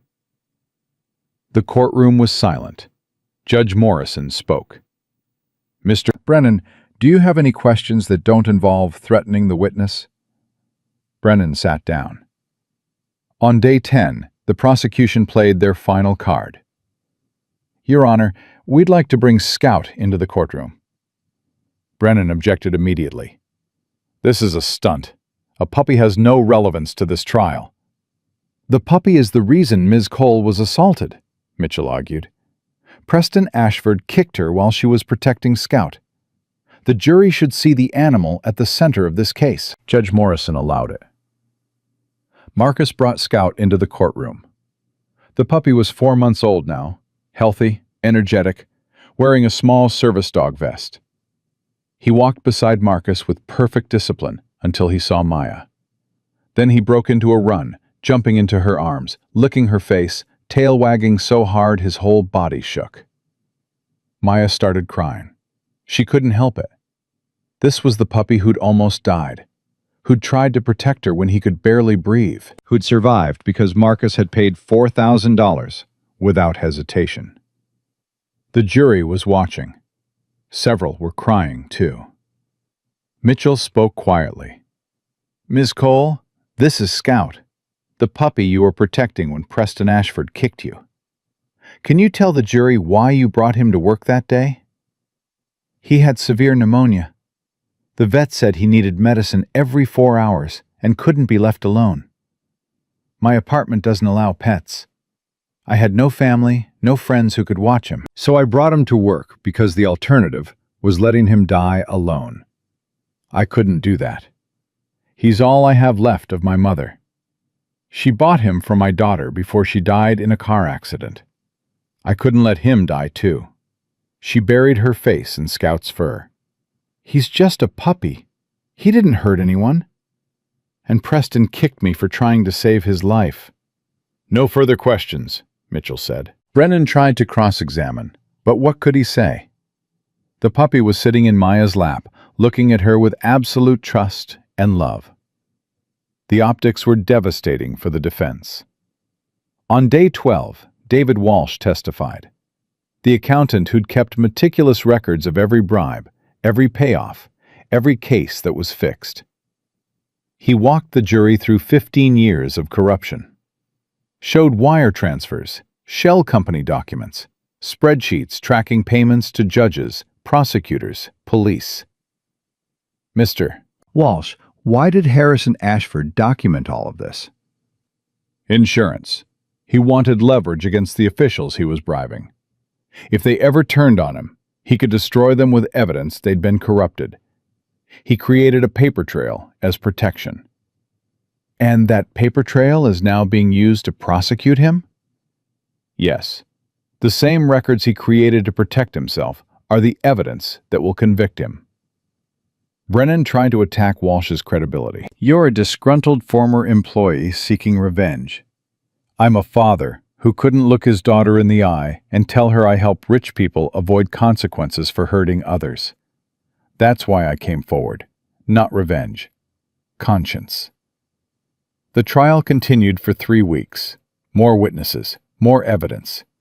Harrison's defense tried everything, attacking credibility, claiming entrapment, arguing selective prosecution. None of it worked. The evidence was overwhelming. Video of the assault, financial records proving bribes, victims testifying to a clear pattern, text messages threatening Maya and Lily, Walsh's documentation of 15 years of corruption. On day 19, closing arguments. Mitchell went first. Ladies and gentlemen, this case is simple. Preston Ashford kicked Maya Cole while she was protecting a sick puppy. That's assault. It's on video. There's no dispute about what happened. The only question is whether wealth provides immunity from consequences. The defense wants you to believe Maya Cole is a liar seeking money. But she refused $1 million to testify. She lost her job, her home, her daughter's school. She risked everything to tell the truth. Because that's what courage looks like. Not being unafraid, but being terrified and acting anyway. Maya Cole is terrified. But she's standing up to the most powerful family in Charleston because she believes justice matters more than money. And she's right. Justice does matter. And today, you have the power to deliver it. Brennan's closing was aggressive. My clients are victims of a coordinated attack by people seeking money and attention. Maya Cole is deeply in debt. Jessica Torres lost a deportation case and wants revenge. Robert Chen lost a lawsuit and wants revenge. These are not credible witnesses.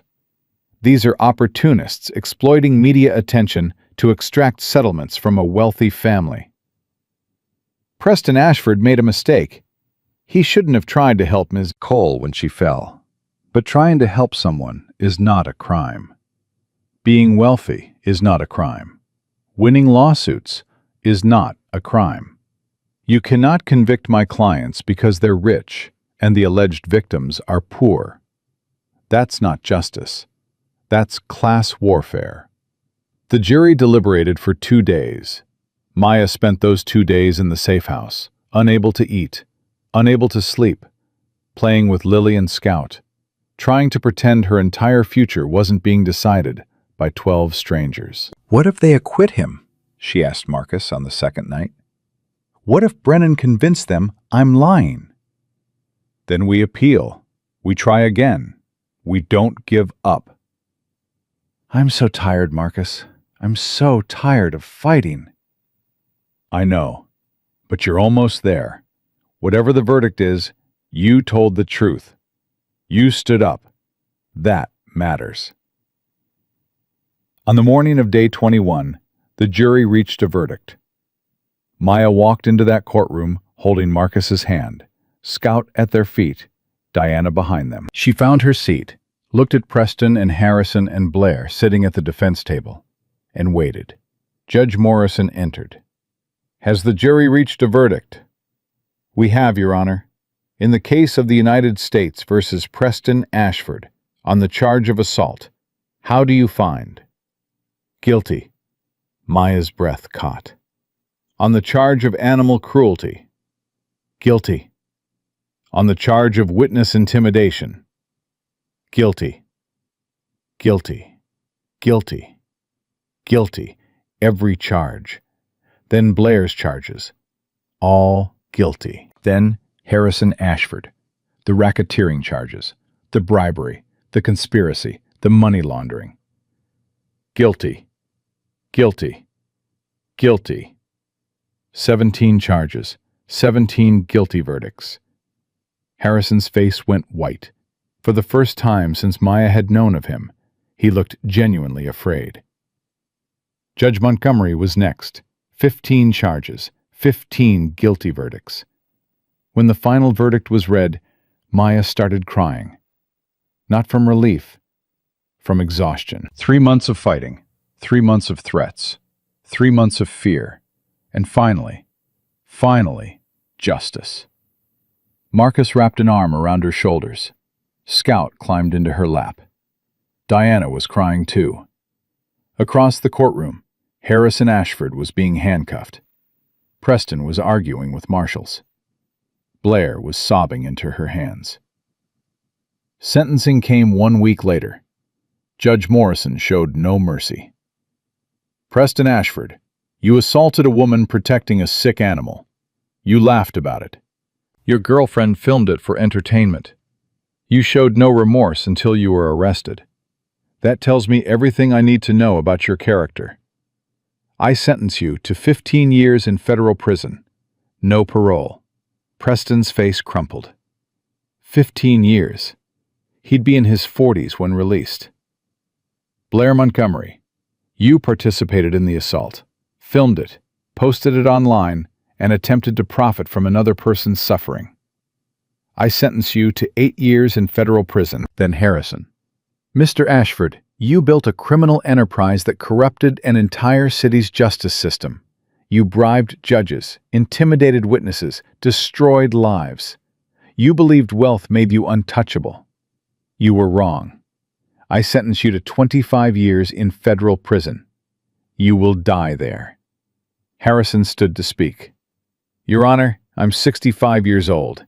25 years is a death sentence." "Yes, it is.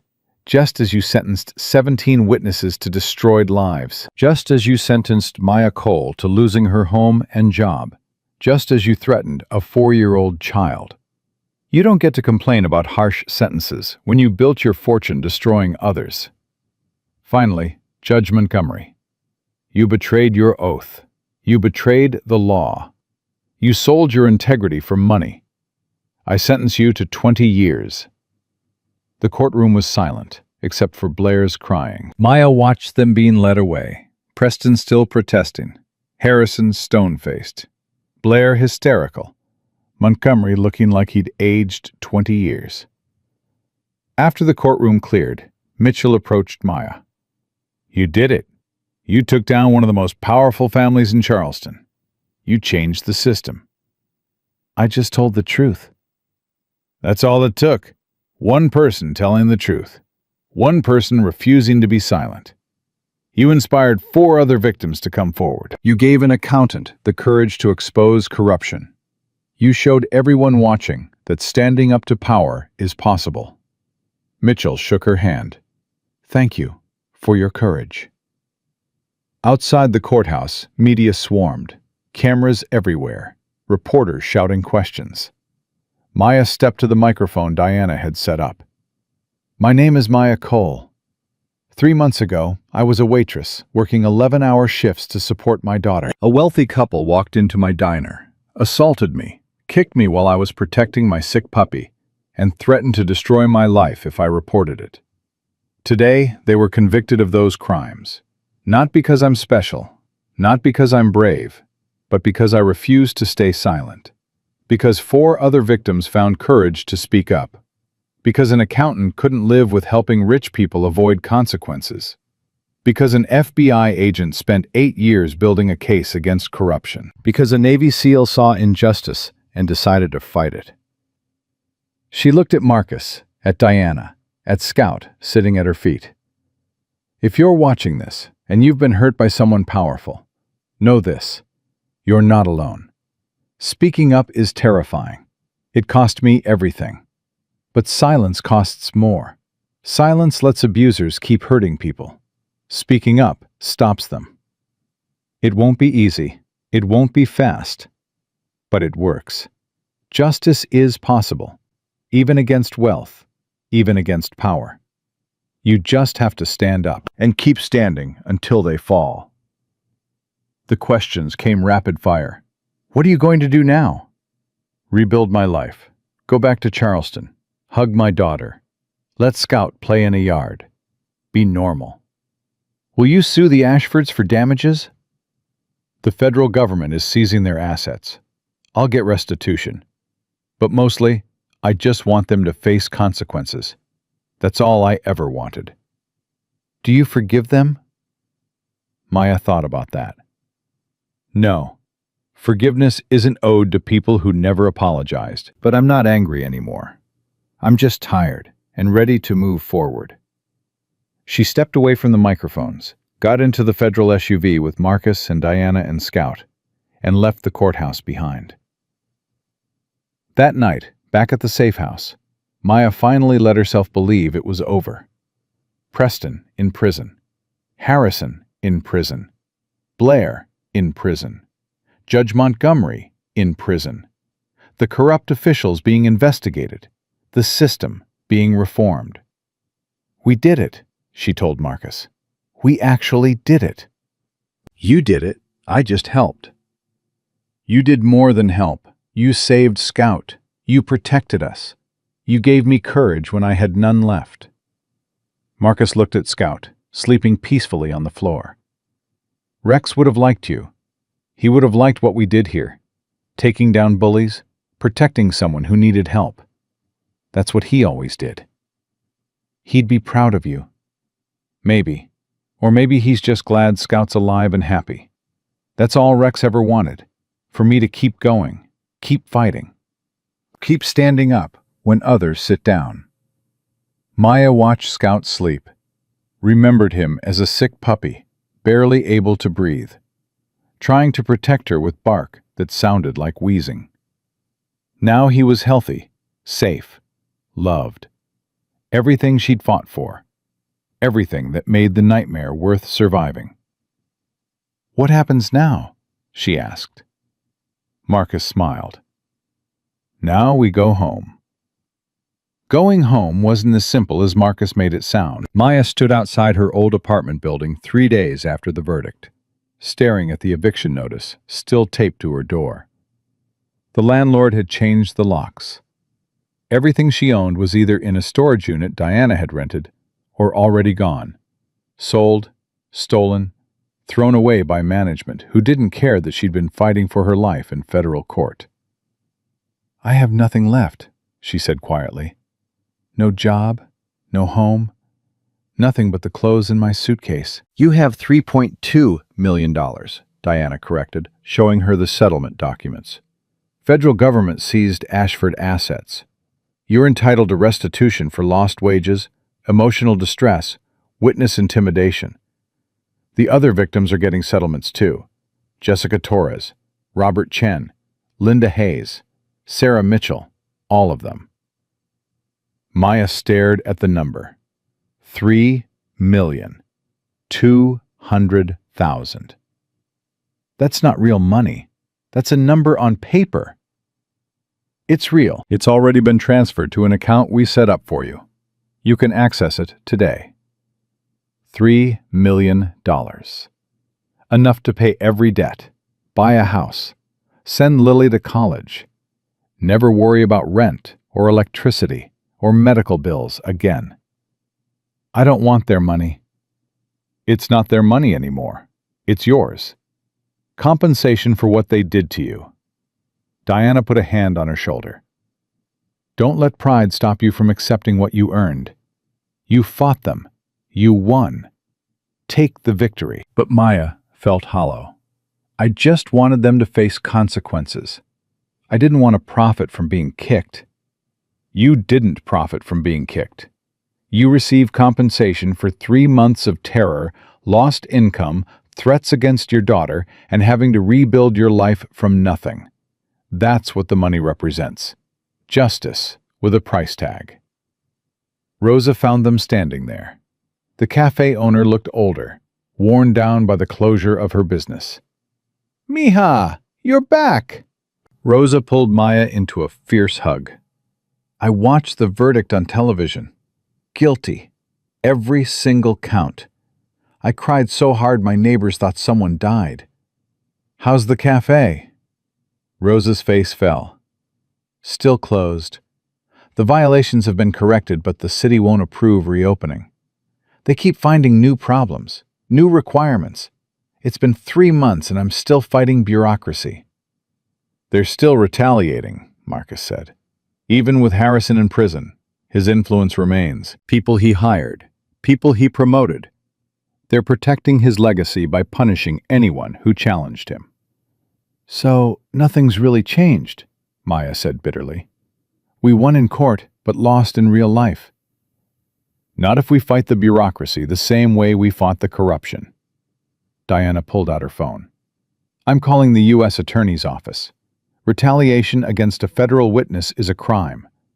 If the city is blocking Rosa's reopening because of your testimony, that's witness intimidation. We add it to the charges. Within an hour, Diana had federal investigators reviewing the cafe's case. Within a day, the city suddenly discovered all violations had been corrected and approved immediate reopening. Rosa wept with relief. 3 months. 3 months of fighting, and it took one phone call from FBI to fix it. That's how broken the system is. That's how powerful corruption was, Diana corrected. Past tense. We're cleaning it out. 12 officials under investigation. 6 already resigned. The new district attorney is reviewing every case Judge Montgomery presided over for the last 15 years. Hundreds of potentially wrongful convictions being examined. But the victory felt incomplete to Maya. She'd won her case. Harrison was in prison. Preston would spend 15 years behind bars. Justice had been served. So why did she still feel empty? Marcus found her that evening, sitting in the motel room, staring at settlement documents. Lily playing with Scout on the floor. You're not celebrating. I don't know what to do with this money. It feels wrong, like blood money. It's justice money. Use it for something meaningful, something that honors what you went through. Like what? What do you wish had existed when you needed help? What would have made your fight easier? Maya thought about that. Legal help. I couldn't afford a lawyer. I had to rely on federal prosecutors who were already building their case. But what about workers who aren't lucky enough to have FBI investigating their abusers? What about the waitress who gets harassed tomorrow, or the housekeeper who gets assaulted next month? They can't fight back because they can't afford lawyers. So create something that helps them. I'm not a lawyer. No, but you're someone who survived what they're surviving. That's more valuable than a law degree. Marcus sat beside her. My sister spends her life prosecuting corruption. I spent 10 years fighting terrorists. But you fought from inside the system, as someone the system was designed to crush. You know what it's like to choose between paying rent and reporting a crime. To choose between your job and your dignity. That knowledge matters. Maya looked at Lily, who was trying to teach Scout to sit. The puppy was ignoring her, more interested in chewing her shoelaces.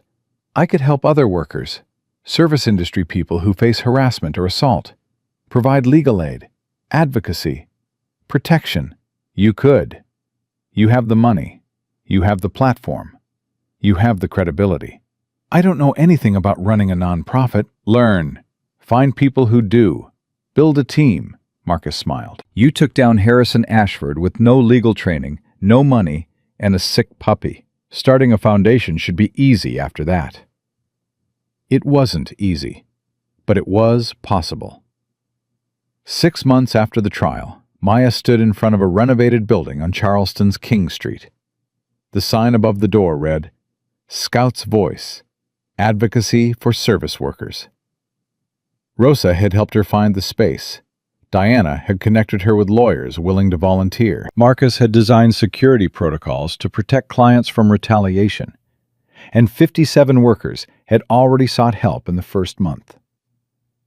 The first client was a young woman named Emma, barely 20, who'd been assaulted by a customer at the restaurant where she worked. When she reported it, she was fired for creating drama. I can't afford a lawyer, Emma said, crying. I can't fight my former employer. They have corporate lawyers. I have nothing. You have us, Maya told her. We'll file a wrongful termination lawsuit. We'll pursue charges against the customer who assaulted you. And we'll make sure you don't lose your apartment while fighting. That's what this organization does. We stand with workers who've been taught to stay silent. Emma's case settled within 3 months. The restaurant paid her $70,000 and fired the manager who'd retaliated against her. The customer who'd assaulted her faced criminal charges. How did you do it? Emma asked when it was over. How did you make them listen? I didn't do it alone. I had help. An FBI agent, a Navy SEAL, other victims who spoke up, and a puppy who tried to protect me when he could barely breathe. Maya showed Emma a photo of Scout, now a year old and working as the organization's therapy dog. Courage is contagious. I found mine because someone showed me it was possible. Now I'm showing you. The organization grew faster than Maya expected. By the end of the first year, they'd helped 247 workers, secured $3.2 million in settlements, filed charges against 89 abusive customers and 34 retaliating employers. But success brought attention, and attention brought threats. Maya received her first death threat on a Tuesday morning. Envelope with no return address. Message inside was clear. You destroyed the Ashford family. Now we destroy you. She showed it to Marcus, who'd become the organization's security director. He'd retired from the Navy to work full-time protecting the workers Maya was helping. Preston has friends, people who benefited from his father's corruption, people who lost money when the empire fell. Someone's trying to scare you into shutting down. Marcus examined the envelope. Professional. No fingerprints. No DNA. Whoever sent this knows what they're doing. Should I be worried? Always be cautious, but don't be controlled by fear. That's what they want. The threats escalated. Someone vandalized the organization's building, spray painting "Traitor" across the front door. Maya's car was keyed. Lily's new school received calls claiming Maya was an unfit mother. Diana investigated, but found no clear connection to anyone specific. It's coming from multiple sources. Harrison's old network is fractured but not destroyed. They're harassing you, but they're not coordinated enough to be truly dangerous. Yet. Yet? Stay vigilant. These people lost power and money because of you. Some will accept defeat. Others will seek revenge. The revenge came from an unexpected direction. 8 months after the verdict, Maya received a call from federal prosecutors. We need you to testify again. Harrison Ashford is appealing his conviction. Claims FBI entrapped him. Claims the evidence was obtained illegally. Claims you were coached to lie. Maya felt her stomach drop. I thought it was over. Appeals can take years, and Harrison hired new lawyers. They're good. They're arguing that the financial records Walsh provided were stolen and therefore inadmissible. Without those records, the bribery charges don't stick. But the assault charges, Those stand. Preston and Blair's convictions are solid. But Harrison's charges are being challenged. If the appeal succeeds, he could be released. After everything we did, he might walk free? He might. That's how the system works. Everyone gets appeals, even corrupt billionaires. Maya sat in the organization's office, processing this. After everything, the trial, the threats, the rebuilding, Harrison might still win. Lily found her there an hour later, Scout at her heels. The dog had grown into a beautiful adult German shepherd, protective and loyal, still sleeping at Maya's feet every night. Mommy, why are you sad? I'm not sad, baby, just tired. Are the bad people coming back? Maya pulled her daughter close. I don't know, maybe, but if they do, we'll fight again. That's what we do. We fight. But privately she wondered if she had another fight in her. The first trial had taken everything. Could she survive a second one? Marcus found her that evening, gave her the answer before she could ask the question. You're not doing this alone. Diana's already reviewing the appeal. She's confident it'll be denied. The evidence was legally obtained. Walsh came forward voluntarily. Harrison can argue entrapment all he wants, but he documented his own crimes. That's on him. What if the appeals court disagrees? Then we fight the case again. We bring in new witnesses. We find more evidence. We don't give up because legal process is complicated. I'm exhausted, Marcus. I've been fighting for almost a year. When does it end? When evil stops trying to win. Which means never. But you don't have to fight every battle yourself. That's why you built an organization. That's why you have a team. We carry the weight together. The appeal hearing happened 3 months later.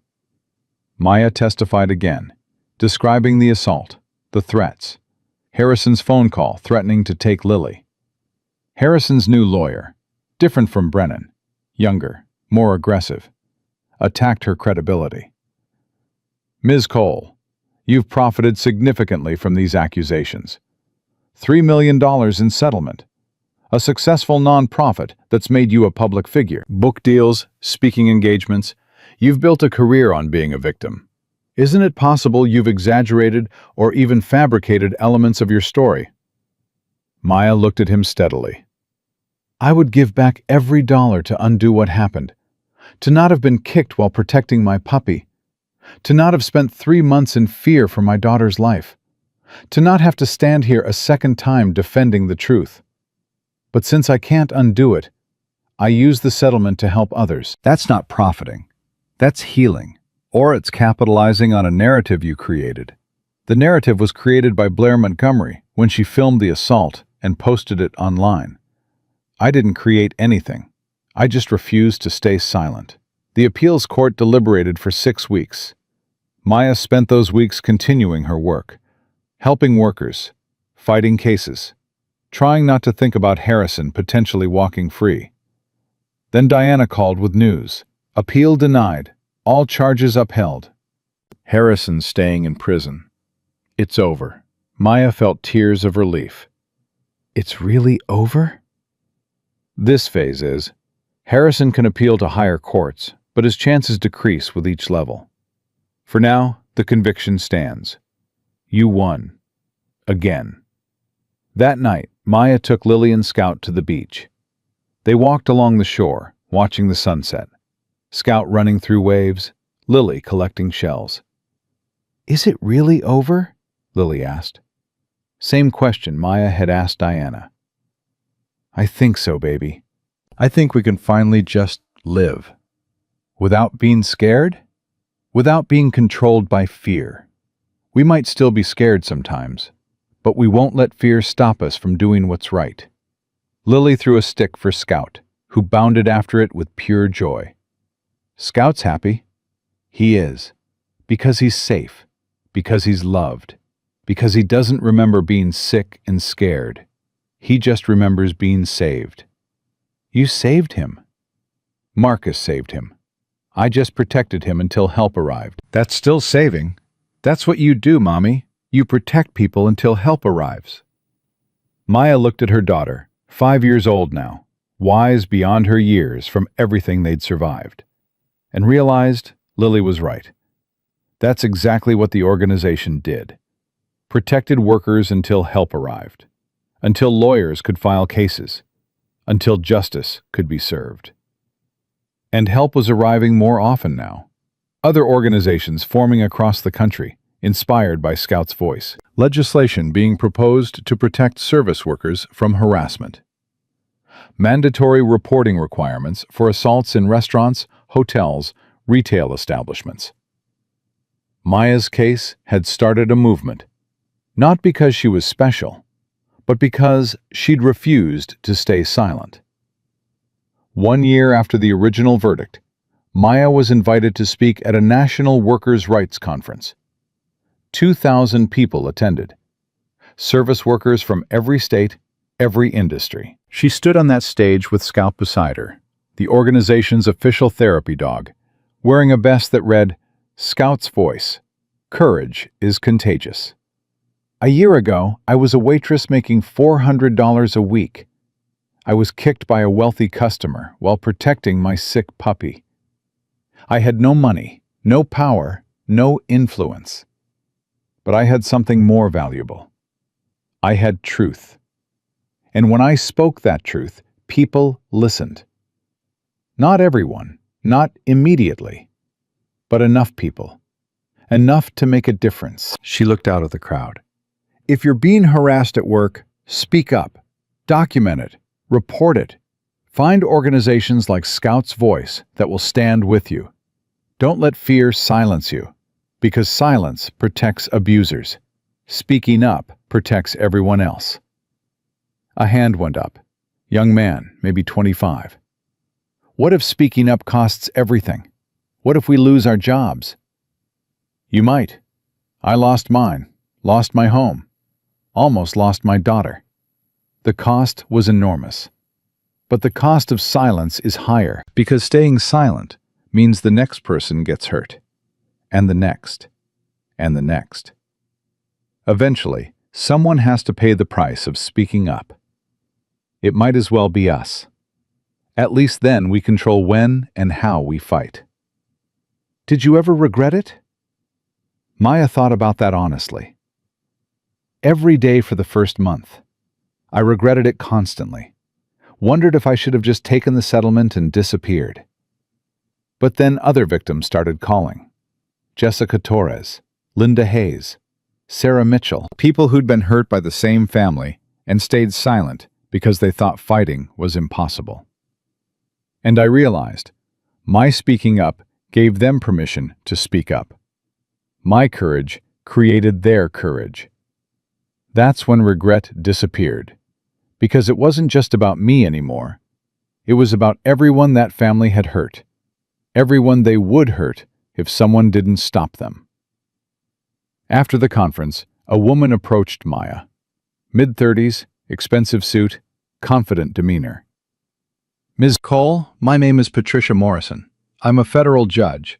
I presided over your trial. Maya recognized her immediately. Your Honor, I didn't know you'd be here. I wanted to see what you built, what came from that verdict. Judge Morrison looked at the conference attendees, at the organization booths, at the workers finding resources and support. You took a personal tragedy and created systemic change. That's rare. Most victims seek justice for themselves. You sought it for everyone. I had help. I couldn't have done it alone. None of us do anything alone. But you started it. You were the catalyst. Judge Morrison handed her a card. I'm part of a committee reviewing judicial accountability nationwide. We're designing reforms to prevent judges from being corrupted by wealthy defendants. I'd like your input, not as a victim, but as an expert. You understand how the system fails workers better than anyone.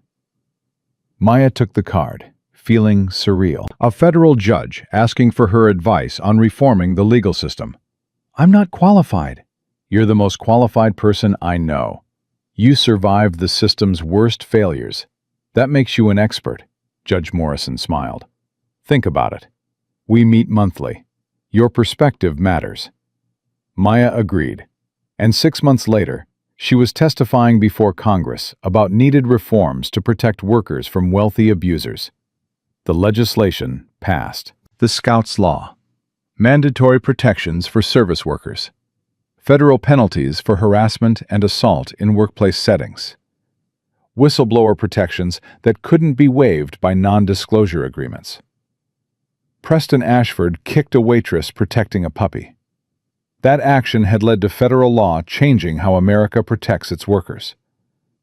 3 years after the diner incident, Maya stood in the Magnolia Cafe, reopened, thriving, now a landmark where the assault had happened. Rosa had created a small memorial plaque on the booth where Maya had been kicked. In this booth, Maya Cole refused to stay silent. Her courage inspired a movement. Never forget that one person speaking truth can change everything. Maya touched the plaque, remembering that day. The fear, the pain, Scout whimpering, Preston's laugh, Blair's camera, and Marcus walking through that door with eyes that saw injustice and decided to fight it. Marcus stood beside her now, Scout at his feet. The Navy SEAL who'd lost his canine partner and found healing by saving another dog. 3 years, he said. From a diner assault to federal legislation. That's a hell of a legacy. It's not my legacy. It's ours. You saved Scout. Diana built the case. The other victims testified.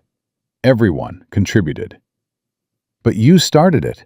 You're the one who refused to take the settlement, refused to be silenced. Everything else came from that decision. Maya looked at Scout.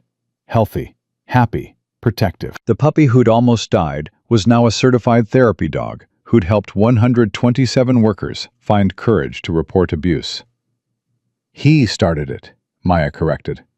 Scout barked when I was in danger. That's what triggered everything. A sick puppy trying to protect me. And now he protects dozens of workers every month. Dogs that loyal change the world. That night, Maya received an unexpected call. Private number. "Miss Cole, this is Preston Ashford." Her blood went cold. "How are you calling me from federal prison?" "Monitored line. I have 5 minutes. I wanted to say something before my father dies." "Harrison's dying?" "Cancer. Stage 4. 6 months, maybe. And he's refusing treatment. Says he'd rather die than spend another day in prison." Preston's voice was different from the arrogant man in the diner. Broken. Older. "I'm calling because I wanted to apologize. Not for legal reasons. Not because my lawyer told me to. Because I'm ashamed." Maya sat down, stunned.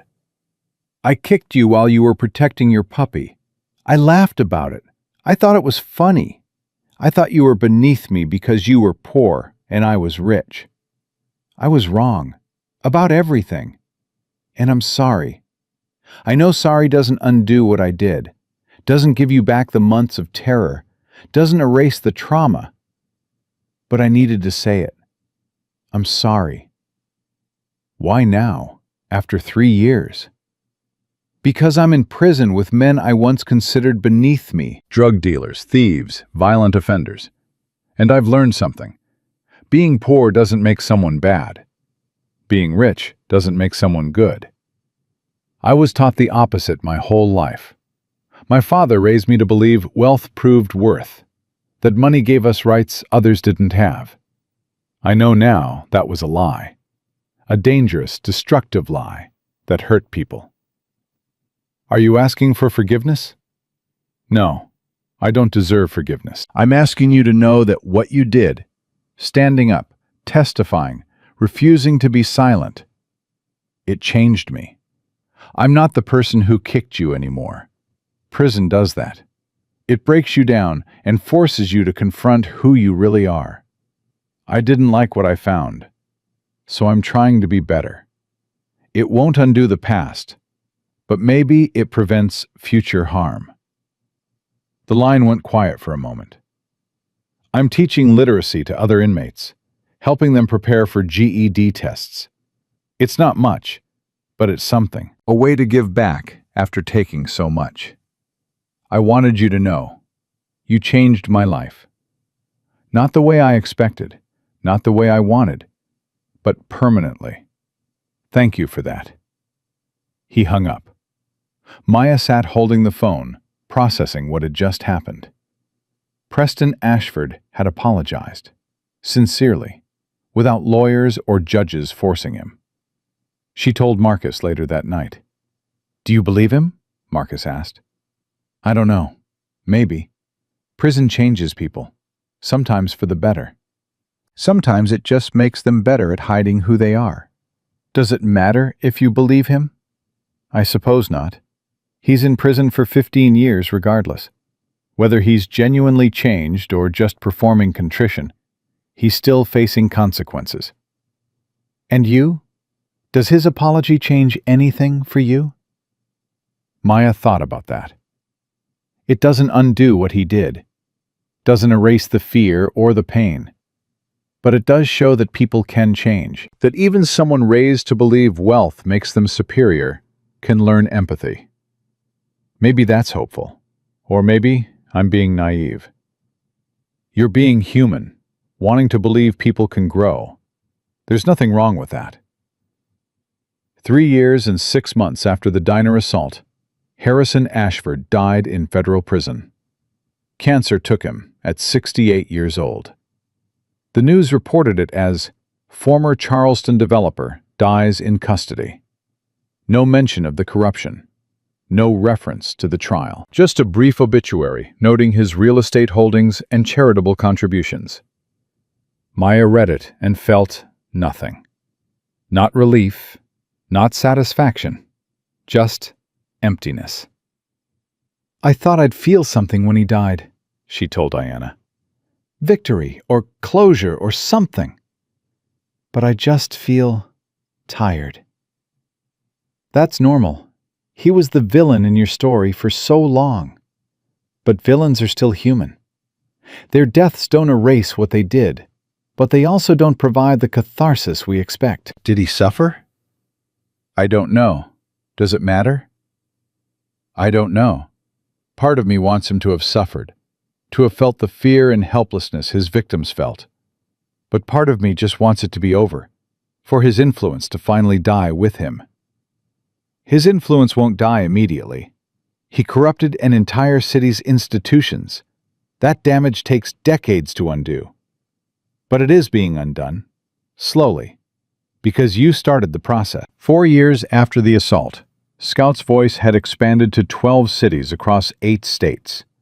They'd helped 1,847 workers file complaints, secure settlements, and find justice. Maya had testified before Congress 4 times. The Scouts' law had been adopted in 32 states, and Maya had written a book. Scout's Voice: How One Puppy's Courage Exposed Corruption. It became a bestseller, not because people wanted drama, but because they needed hope. They needed to know that standing up to power was possible, that justice existed even for those who couldn't afford expensive lawyers. The book tour was exhausting but meaningful. Every city, workers approached her with stories of harassment, assault, retaliation. And every city, she connected them with resources: lawyers, advocates, organizations that could help. "You're building a network," Marcus observed. "Not just an organization, but a movement. Workers helping workers across the country. That's what it should be. I can't help everyone personally, but I can connect people who need help with people who can provide it. That's sustainable. That's systemic change." 5 years after Preston kicked her in that diner, Maya stood in the same booth with Lily, now 9 years old, and Scout, now 5, graying around the muzzle, but still healthy and loyal. "This is where it happened, baby. Where I was protecting Scout and got kicked. Where everything changed." Lily looked at the memorial plaque. "Were you scared?" "Terrified. I thought I'd lose everything. My job, my home, you. I didn't know if fighting back was worth the cost." "Was it?" Maya looked around the cafe, at Rosa serving customers with pride, at the workers Maya's organization had helped, now working with dignity and protection, at the laws that had changed because one waitress refused to stay silent. Yes, it was worth it, every terrifying moment, because silence would have cost more. It would have cost my soul. Scout put his head on Maya's lap, looking up with absolute trust. The puppy who'd almost died was now a symbol of courage for thousands of workers who'd found their voices because Maya found hers. "Scout's getting old," Lily said softly. "What happens when—" She didn't finish the sentence. Didn't need to. When Scout dies, his legacy continues. In every worker who speaks up, in every case we fight, in every law we change, he'll live forever in the courage he inspired. Maya stroked his soft fur. That's what real immortality looks like. Not living forever yourself, but creating something that outlives you. Marcus joined them, sitting across the booth. Diana called. She's been promoted. Deputy Director of FBI Public Corruption Division. She'll be overseeing anti-corruption efforts nationally. Because of this case? Because of 80 cases. But this one started it. Showed that taking down corrupt billionaires was possible. Inspired other victims to come forward. Other agents to pursue cases they'd thought were untouchable. You changed the FBI's entire approach to corruption prosecution. Maya shook her head in wonder. I was just a waitress protecting my puppy. And that's exactly why it mattered. You weren't a lawyer or politician or wealthy activist. You were an ordinary person facing extraordinary injustice. You proved that ordinary people can create extraordinary change. That's the lesson everyone needed. Rosa brought over coffee, sat down with him. Mija, I'm retiring next year. 42 years running this cafe. I'm tired. I want to travel, see my grandchildren, rest. You've earned it, Rosa. I want you to have the cafe. Keep it running. Keep the memorial booth. Make it a symbol that workers matter, that standing up works, that courage changes everything. Maya started crying. Rosa, I can't. You can. You run a national organization. A cafe is easy after that, Rosa smiled. Besides, Scout needs a home base. Where better than the place that started everything? 6 months later, Maya owned the Magnolia Cafe. She hired workers who'd been helped by Scout's voice, paid them fair wages, protected them from harassment, made it a model for how restaurants should treat employees. And every day, workers sat in that memorial booth and remembered that speaking up was possible, that justice existed, that one person's courage could change the world. Preston Ashford had kicked a waitress protecting a puppy. That action destroyed his family's empire, sent him to prison, changed federal law, created a national movement, and proved that wealth doesn't provide immunity from justice. And the waitress he'd kicked? She'd become the voice for millions of workers who'd learned that silence protects abusers, but speaking up protects everyone. That was the legacy. Not wealth or power or fame, but proof that one person standing up could inspire thousands to stand with them. And it had all started with a sick puppy trying to protect the person he loved, even though he could barely breathe. Scout's courage had saved Maya. Maya's courage had saved thousands, and those thousands would save millions more. Because courage is contagious, and once it starts spreading, nothing can stop it. 10 years after Preston Ashford kicked a waitress in a diner, Maya Cole stood before the United States Senate Judiciary Committee. She was 36 years old now, no longer the terrified waitress scrambling to survive. She'd become someone senators asked for testimony on worker protection legislation, someone whose organization had helped 4,847 workers across 23 states. Someone whose voice mattered in rooms where policy was made. Senator, the question isn't whether we can afford to protect workers. The question is whether we can afford not to. Every day, workers face harassment, assault, and retaliation because they're taught that speaking up costs more than staying silent. That calculation needs to change. The Scouts' law proved it's possible, but federal legislation would make it universal.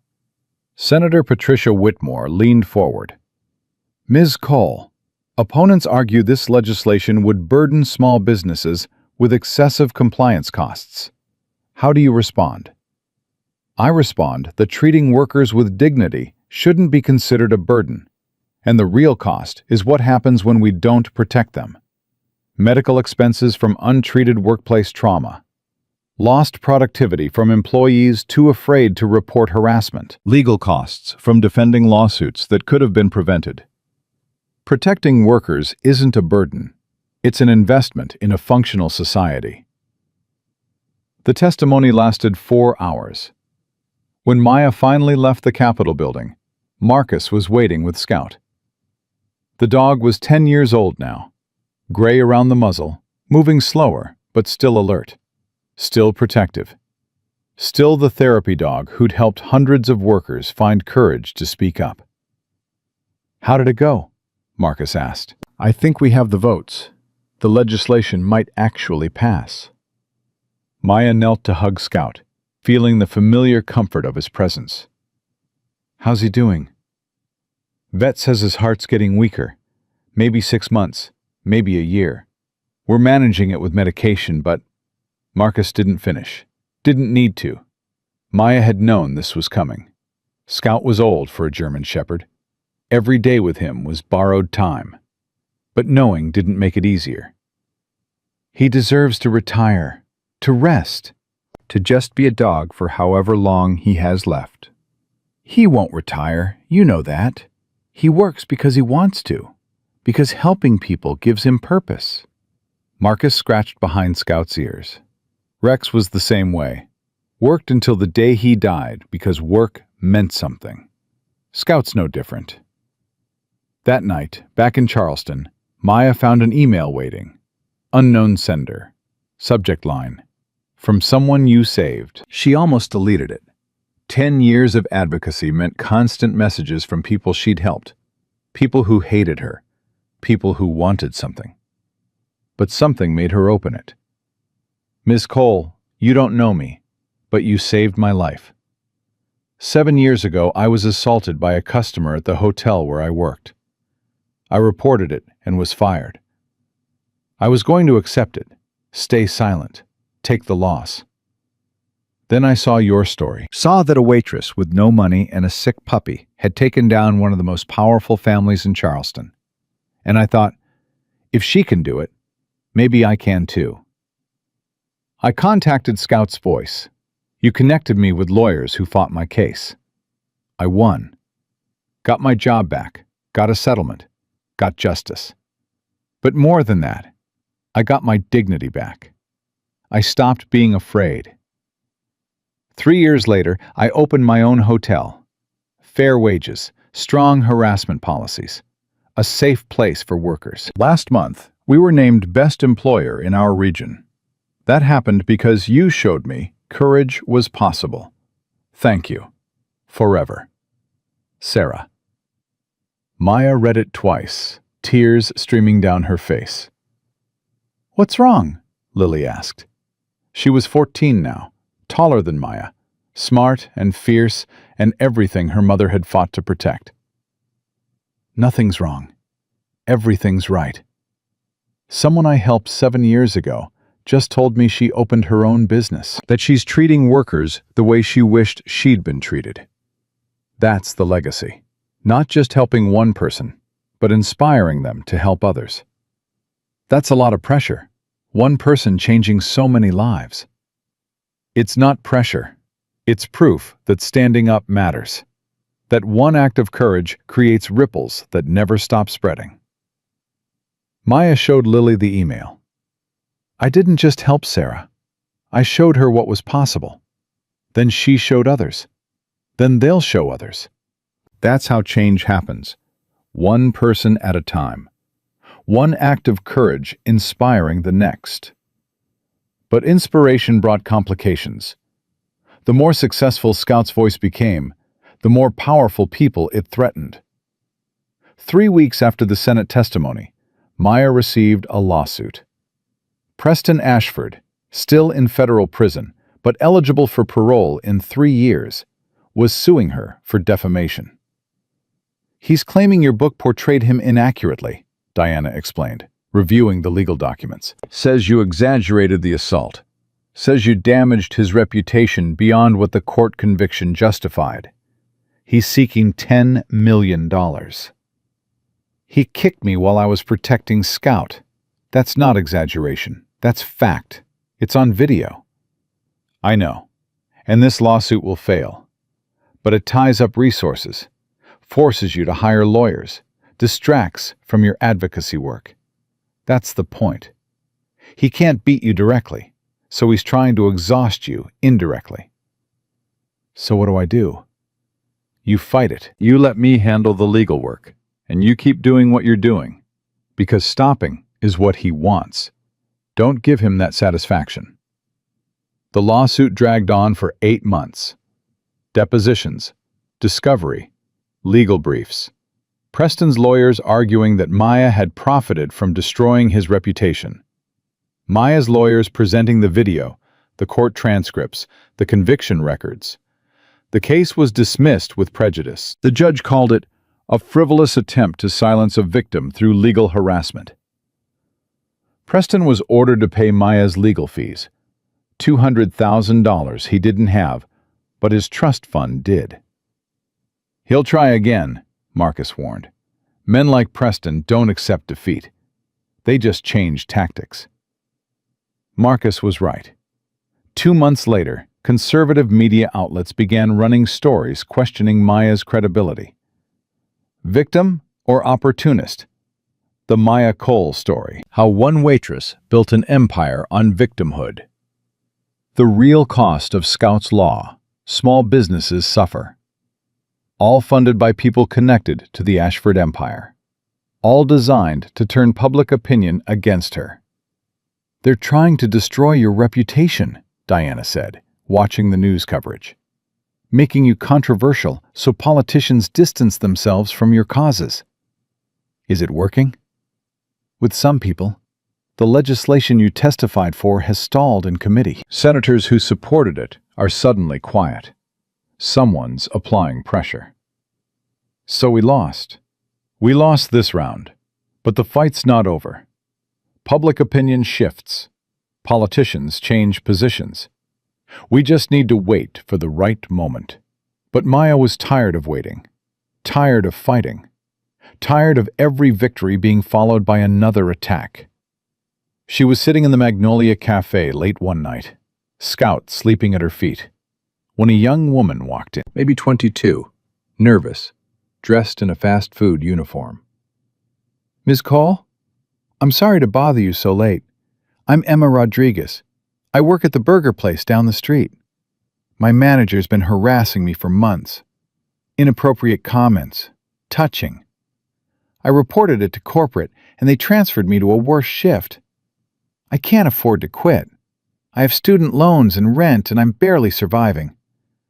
I saw your organization online, and I thought maybe you could help." Maya looked at this young woman and saw herself 10 years ago. Desperate, scared, certain that fighting back would cost everything.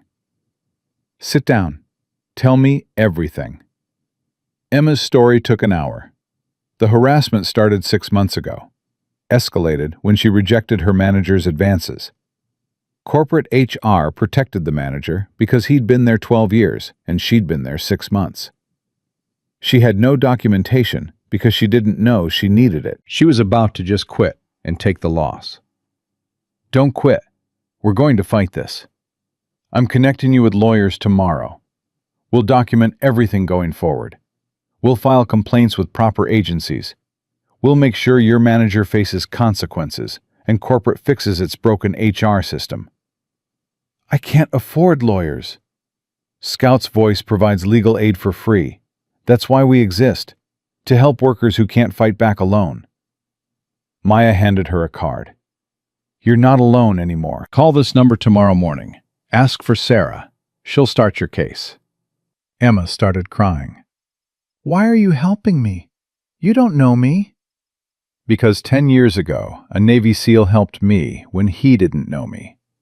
Because someone has to stand with workers who face impossible choices. Because staying silent protects abusers, and speaking up protects everyone. That's why. After Emma left, Scout stirred, looked up at Maya with those loyal eyes.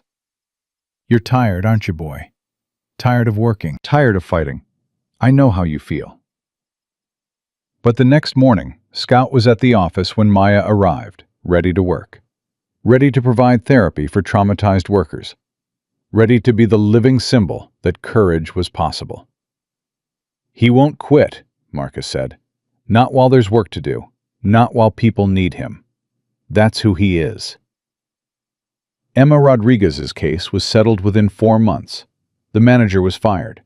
Corporate paid Emma $75,000 and implemented new harassment training across all locations. Emma finished college debt-free and got a job at a nonprofit helping other food service workers. He changed my life, she told Maya at the settlement signing. Not just by winning my case, but by showing me I deserved to fight, that I mattered, that workers aren't disposable. You always mattered. He just needed someone to remind you. But Scout's health was declining. The medication wasn't working as well. His breathing was labored. The vet was clear. Maybe 3 months, maybe less. His heart's failing. We can keep him comfortable, but we can't stop what's happening. Maya told Lily that night. Her daughter, now 15, took it hard. Scout's been there but I'll miss him. Me too, baby. So much. 2 months later, Scout collapsed at the office. They rushed him to the emergency vet, but the prognosis was clear. Heart failure. Advanced. No treatment options remaining. We can keep him alive for a few more days with intensive care, the vet said gently. Or we can let him go peacefully now. I'll support whatever you decide. Maya looked at Scout, struggling to breathe, clearly in pain despite the medication. She thought about Rex, Marcus's canine partner, who died in combat. Thought about all the times Scout had pushed through sickness and fear to protect others. He's tired. He's done enough. Let him rest. They gave Scout his favorite treats. Marcus held him while Maya whispered in his ear. You saved me, buddy. You saved so many people. You can rest now. You earned it. Scout's tail wagged weakly one last time. Then he took a final breath and was still. The vet left them alone with him. Maya sobbed. The memorial service was attended by 847 people. Every worker Scout had helped through therapy. Every person who'd found courage because of him. Emma Rodriguez spoke. I met Scout once, for 30 minutes. He sat with me while I cried about my case. Didn't judge, didn't demand anything. Just sat there, solid and present, reminding me I wasn't alone. That 30 minutes changed how I saw myself. If a dog could be that brave, sick and old and tired, but still showing up to help people, then I could be brave too. That's what he taught me. Courage isn't about being unafraid. It's about showing up anyway. The headstone Maya chose was simple. Scout. He protected her. She protected others. Courage multiplies. Lily stood beside the grave long after everyone left. It's not fair. He was good. He deserved to live longer. Life isn't fair, baby. Good people and good dogs die, while bad people sometimes live. But Scout's time wasn't about length. It was about impact. 10 years of inspiring courage in others. That's more meaningful than 100 years of doing nothing. But Scott's death created a void. Workers who'd relied on therapy sessions with him now had that support missing. The organization felt emptier without him greeting everyone at the door. "We need to honor him by continuing the work," Marcus said at a staff meeting 2 weeks after the funeral. Scout didn't work for recognition.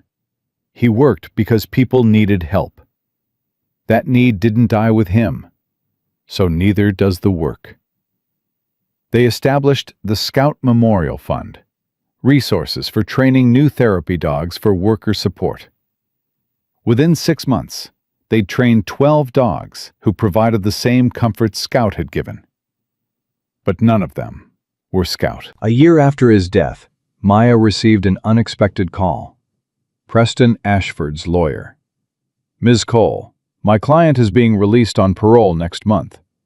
He's served 12 years of his 15-year sentence. Good behavior, participation in rehabilitation programs, teaching literacy to inmates. The parole board believes he's reformed." Maya felt her stomach drop. "He's getting out." "Yes, and he wanted you to know before it becomes public. He's not seeking contact with you. He understands the restraining order remains in effect. He just wanted you to be prepared." After the call, Maya sat in Scout's Voice headquarters, staring at the wall where Scout's photo hung. The memorial plaque beneath read, "He started everything by refusing to stay silent.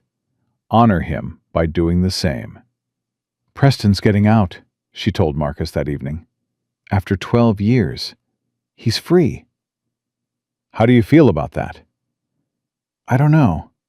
Part of me is angry. 12 years isn't enough for what he did, what his family did.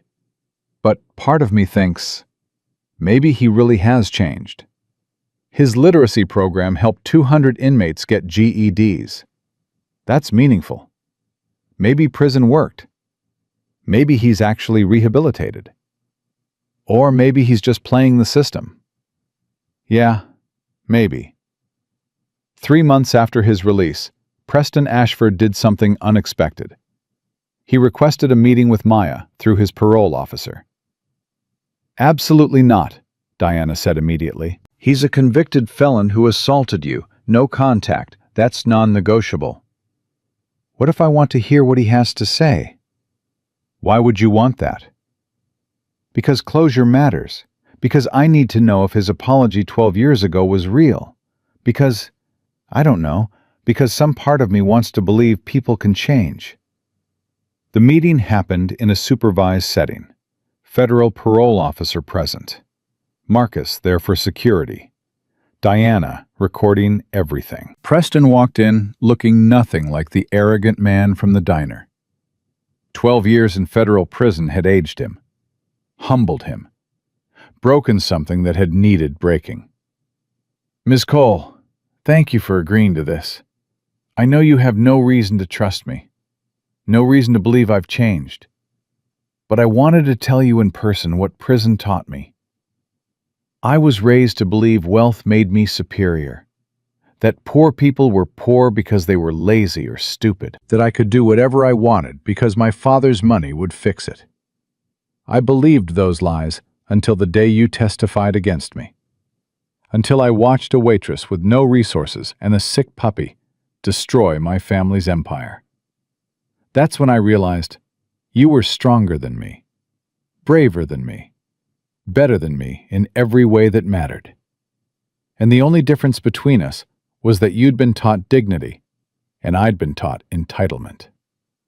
He looked at the table, hands shaking slightly. "I spent 12 years in prison learning to be human, learning that the men I'd considered beneath me were just people facing hard circumstances, learning that kindness matters more than money, learning that power without compassion is just cruelty. I can't undo kicking you, can't give you back the months of terror, can't resurrect Scout or restore the years you spent fighting my family. But I can promise you this, I will spend the rest of my life making sure no one else suffers what I put you through. I'm working with reform organizations, speaking to at-risk youth about entitlement, training service industry managers on preventing harassment. It's not enough. It'll never be enough. But it's something. Maya studied him, looking for the lie, the performance, the manipulation. She couldn't find it. He seemed genuinely broken and genuinely trying to rebuild. You kicked me while I was protecting a dying puppy. You laughed about it. Your girlfriend filmed it for entertainment. That's not something I can forget. I'm not asking you to forget. I'm asking you to witness that I'm trying to be better. Not for parole, not for public image, for my own soul. Because living with what I did, living with the knowledge that I hurt someone for fun, that's unbearable. The only way I survive is by making sure I never do it again, and by helping others avoid becoming who I was. Why should I believe you? You shouldn't. Belief has to be earned. Watch what I do. Track my work. If I'm lying, you'll see it. If I'm genuine, you'll see that too. I'm not asking for forgiveness, just acknowledgement that I'm trying. The meeting ended. Maya left feeling complicated emotions she couldn't untangle. Do you think he's sincere? Diana asked in the car. I think he's sincere about being broken. Whether he's sincere about reform, time will tell. Preston kept his word. Over the next 3 years, he worked with youth programs teaching the dangers of entitlement, spoke at universities about privilege and responsibility, partnered with service industry groups to develop better harassment prevention training. He's doing the work, Marcus admitted. I've been watching him, tracking his activities. He's not performing for cameras. He's genuinely trying to make amends. Does that erase what he did? No, but it proves people can change. That's hopeful. In a world full of people doubling down on cruelty, someone who learns from mistakes is rare. 15 years after the diner assault, Maya was invited to the White House. President Martinez, who'd been elected on a platform of worker protections, wanted to recognize her advocacy. Ms. Cole, you've dedicated 15 years to protecting service workers. Your organization has helped over 8,000 people. Your advocacy led to federal legislation that protects 22 million workers nationwide. On behalf of a grateful nation, I'm awarding you the Presidential Medal of Freedom. Maya stood in the East Room, Lily beside her, now 19 and in college, studying labor law, with the medal being placed around her neck. I don't deserve this. I was just a waitress who got kicked and refused to stay silent. That's exactly why you deserve it, President Martinez said. Because you weren't a senator or lawyer or wealthy activist. You were an ordinary person, facing extraordinary injustice, who decided that speaking up mattered more than staying safe. You proved that anyone can create change. That's the most American story there is. But the highest honor came not from the president, but from a letter Maya received 2 weeks later. Dear Ms. Cole, my name is Sophie. I'm 8 years old. My mom is a waitress like you were. Last week, a customer yelled at her and made her cry. My mom was going to just accept it because she needs her job.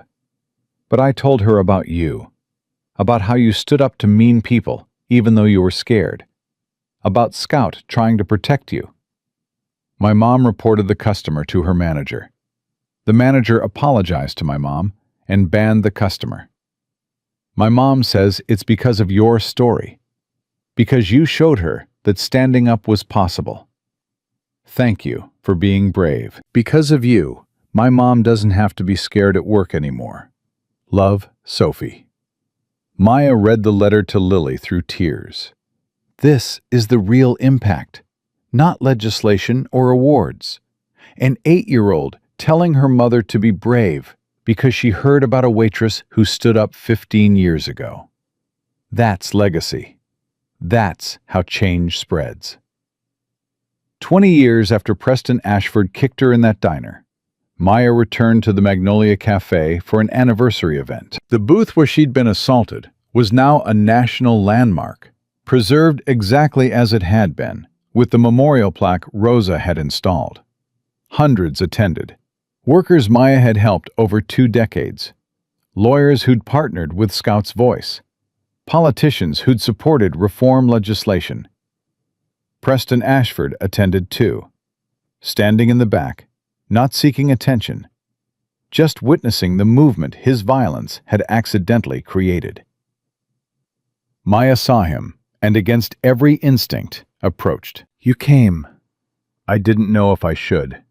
Didn't want to intrude, but I needed to see what came from that day, what my worst moment created." Preston looked at the memorial. "I destroyed so much, but somehow that destruction became construction. You built something meaningful from my cruelty. I built it despite your cruelty, not because of it." Fair distinction.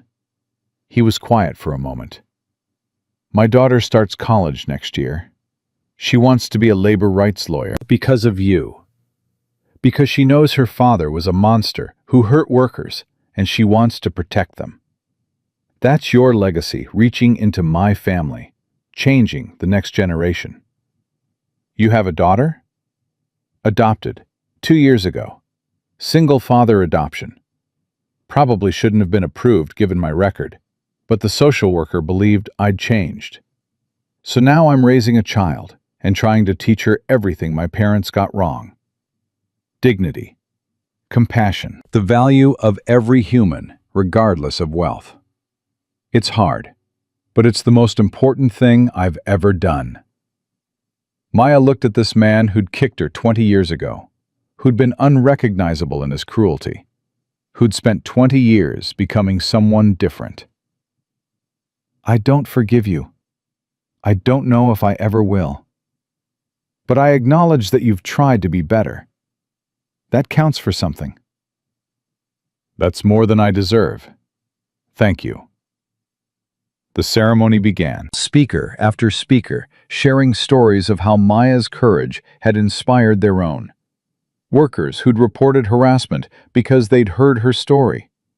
Managers who'd implemented better protections because Scout's law required it.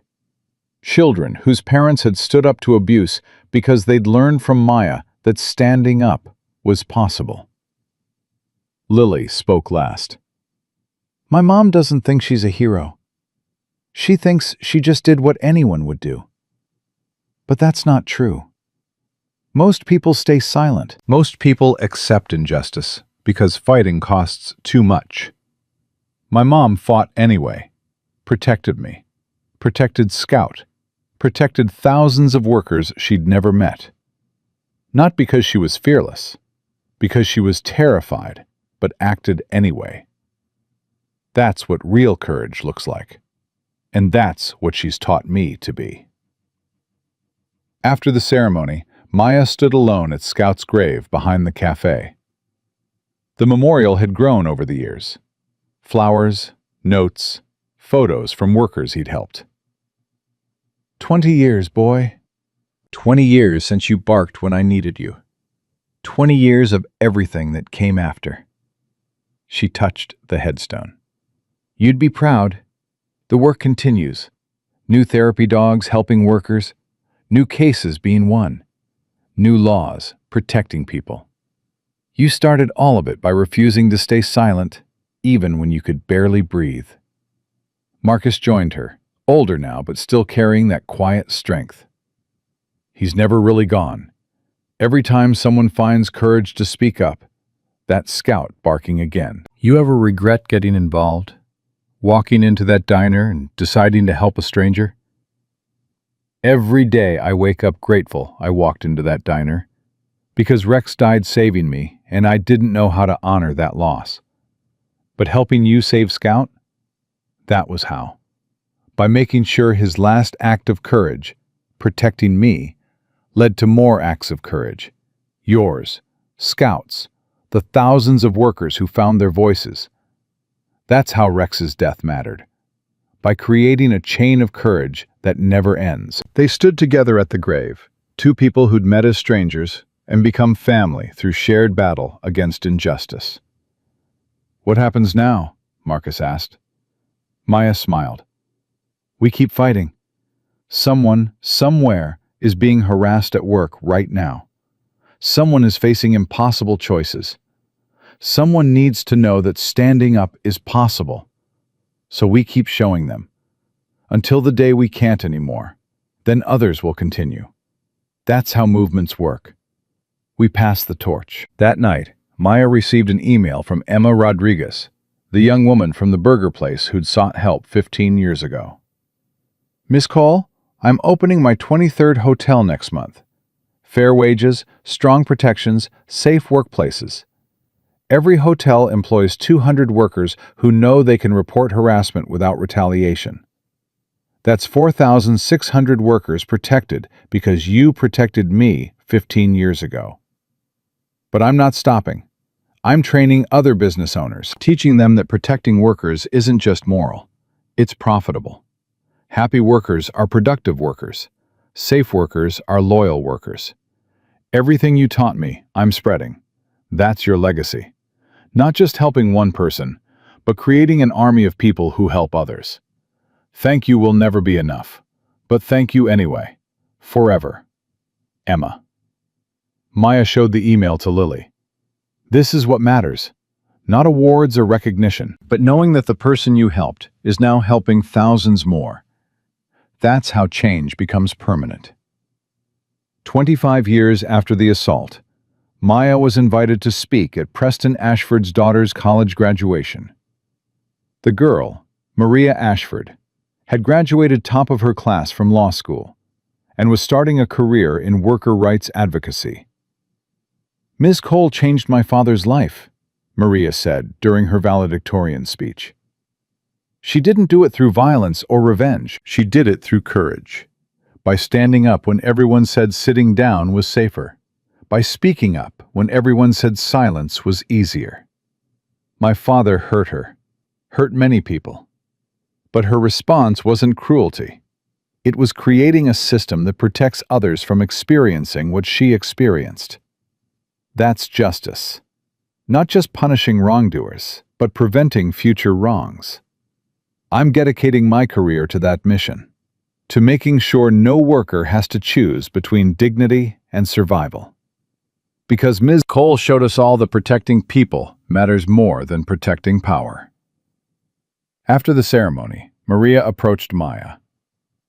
"Thank you for not giving up on my father, for allowing him to learn, for proving that people can change if they're willing to do the work. I didn't forgive your father. I just acknowledged his effort to be better. That's more grace than most people show. My dad tells me constantly that he doesn't deserve your grace, that he kicked you while you protected a dying puppy, and nothing erases that. But he also tells me that your refusal to let hate consume you is what gave him permission to not hate himself, to believe change was possible. You didn't just save yourself and Scout that day. You saved my father's soul. That's a gift." Maya looked at this young woman who'd grown up with a father in prison, who'd learned about justice through her father's crimes, who'd chosen to dedicate her life to protecting the vulnerable. Your father's crimes were his own, but your compassion is yours. You're not defined by what he did. You're defined by what you choose to do. And protecting workers is a worthy choice. 30 years after that day in the diner, Maya stood in Scout's Voice headquarters, now a national organization with offices in 47 states, and announced her retirement. "I'm 60 years old. I've been fighting for 30 years. It's time to let the next generation lead. Lily will be taking over as executive director. She spent her entire life preparing for this. She knows the work. She knows the mission. And she's got the courage to continue what Scout started." The announcement made national news.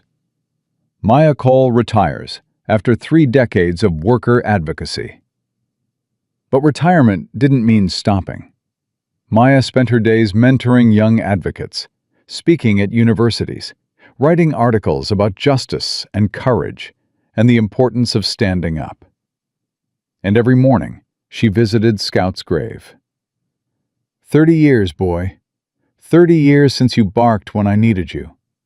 30 years of everything that came after. 12,847 workers helped. 847 businesses reformed. 43 states with Scouts law protections. All because you refused to stay silent, even when you were dying. That's your legacy. Courage that never stops spreading. Preston Ashford died of cancer at 63. Maya attended his funeral, not for him, but for Maria, who'd become like a niece over the years. He talked about you at the end, Maria told her. Said you were the bravest person he'd ever met. Said if he could undo one thing in his life, it would be kicking you. Said everything good that came after. His reform work, adopting me, helping other prisoners. All of it traced back to the moment you refused to let his cruelty define you. He died grateful that his worst act created something better through your courage. Did he die at peace? As much as someone who hurt people can. He knew he didn't deserve peace, but he'd earned something. Maybe not forgiveness, but acknowledgement that he'd tried to be better. That's all any of us can hope for. 35 years after the diner assault, Lily Cole stood before Congress proposing expanded worker protections. My mother was kicked for protecting a puppy. That violence started a movement that's protected millions. But the work isn't done. Harassment continues. Assault happens. Workers still face impossible choices between dignity and survival. We need stronger federal protections. We need enforcement mechanisms with teeth. We need to make it clear that in America, no one should have to accept abuse as the price of employment. The legislation passed. The Scouts Voice Protection Act. Comprehensive federal worker protections that went beyond anything that existed. Maya watched the signing ceremony from home, now 65, and tired, but proud. We did it, Scout, she said to the photo on her desk. 35 years of fighting, and we changed the system. Not just for me, for everyone. That's what you started by barking when I needed you. Marcus sat beside her, now 70, retired from security work, but still visiting daily. Rex would have been proud. Scout would be proud. Hell, I'm proud. You took one moment of violence and turned it into 3 decades of justice. I didn't do it alone. No, but you started it. That's what matters. You were the first domino. Everything else followed because you fell forward instead of backing down. Maya thought about that. About standing in that diner 35 years ago with a sick puppy in her arms and a wealthy man's foot drawn back to kick again. About the terror she'd felt. About the choice to protect Scout instead of herself. About Marcus walking through that door. What if you hadn't been there? What if I'd been alone? You were never alone.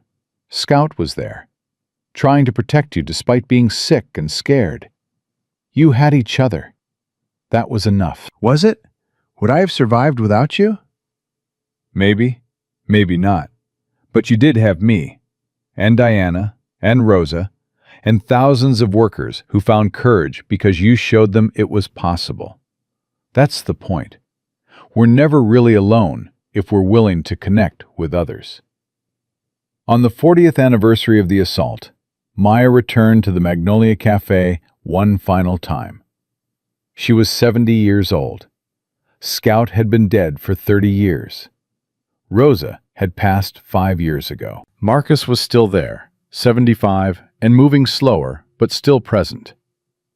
The booth where she'd been kicked was now a national monument, protected by the National Park Service, visited by thousands annually. In this booth, Maya Cole chose courage over comfort. Her decision to protect her puppy Scout from a wealthy assailant started a movement that changed how America treats workers. Never forget that one person standing up can inspire millions to stand with them. Maya sat in that booth, remembering the fear, the pain, Scout's whimpering, Preston's laugh, and the moment Marcus walked through the door and everything changed. 40 years, she said quietly. 40 years since the worst day of my life became the first day of my mission. A young woman approached, maybe 25, nervous, wearing a waitress uniform. Miss Cole? I'm sorry to bother you. I'm Jamie. I work down the street. A customer harassed me today, grabbed me. I reported it, and my manager said I was being dramatic. I was going to just quit, just walk away. But then I remembered your story, how you stood up even when it cost everything. So I'm not quitting. I'm filing a complaint, with Scout's Voice, with the labor board, with anyone who'll listen. Because you taught me that standing up matters more than staying safe. Maya looked at this young woman and saw herself 4 decades ago. You're right. Standing up does matter, and you're not alone. Scout's Voice will help you.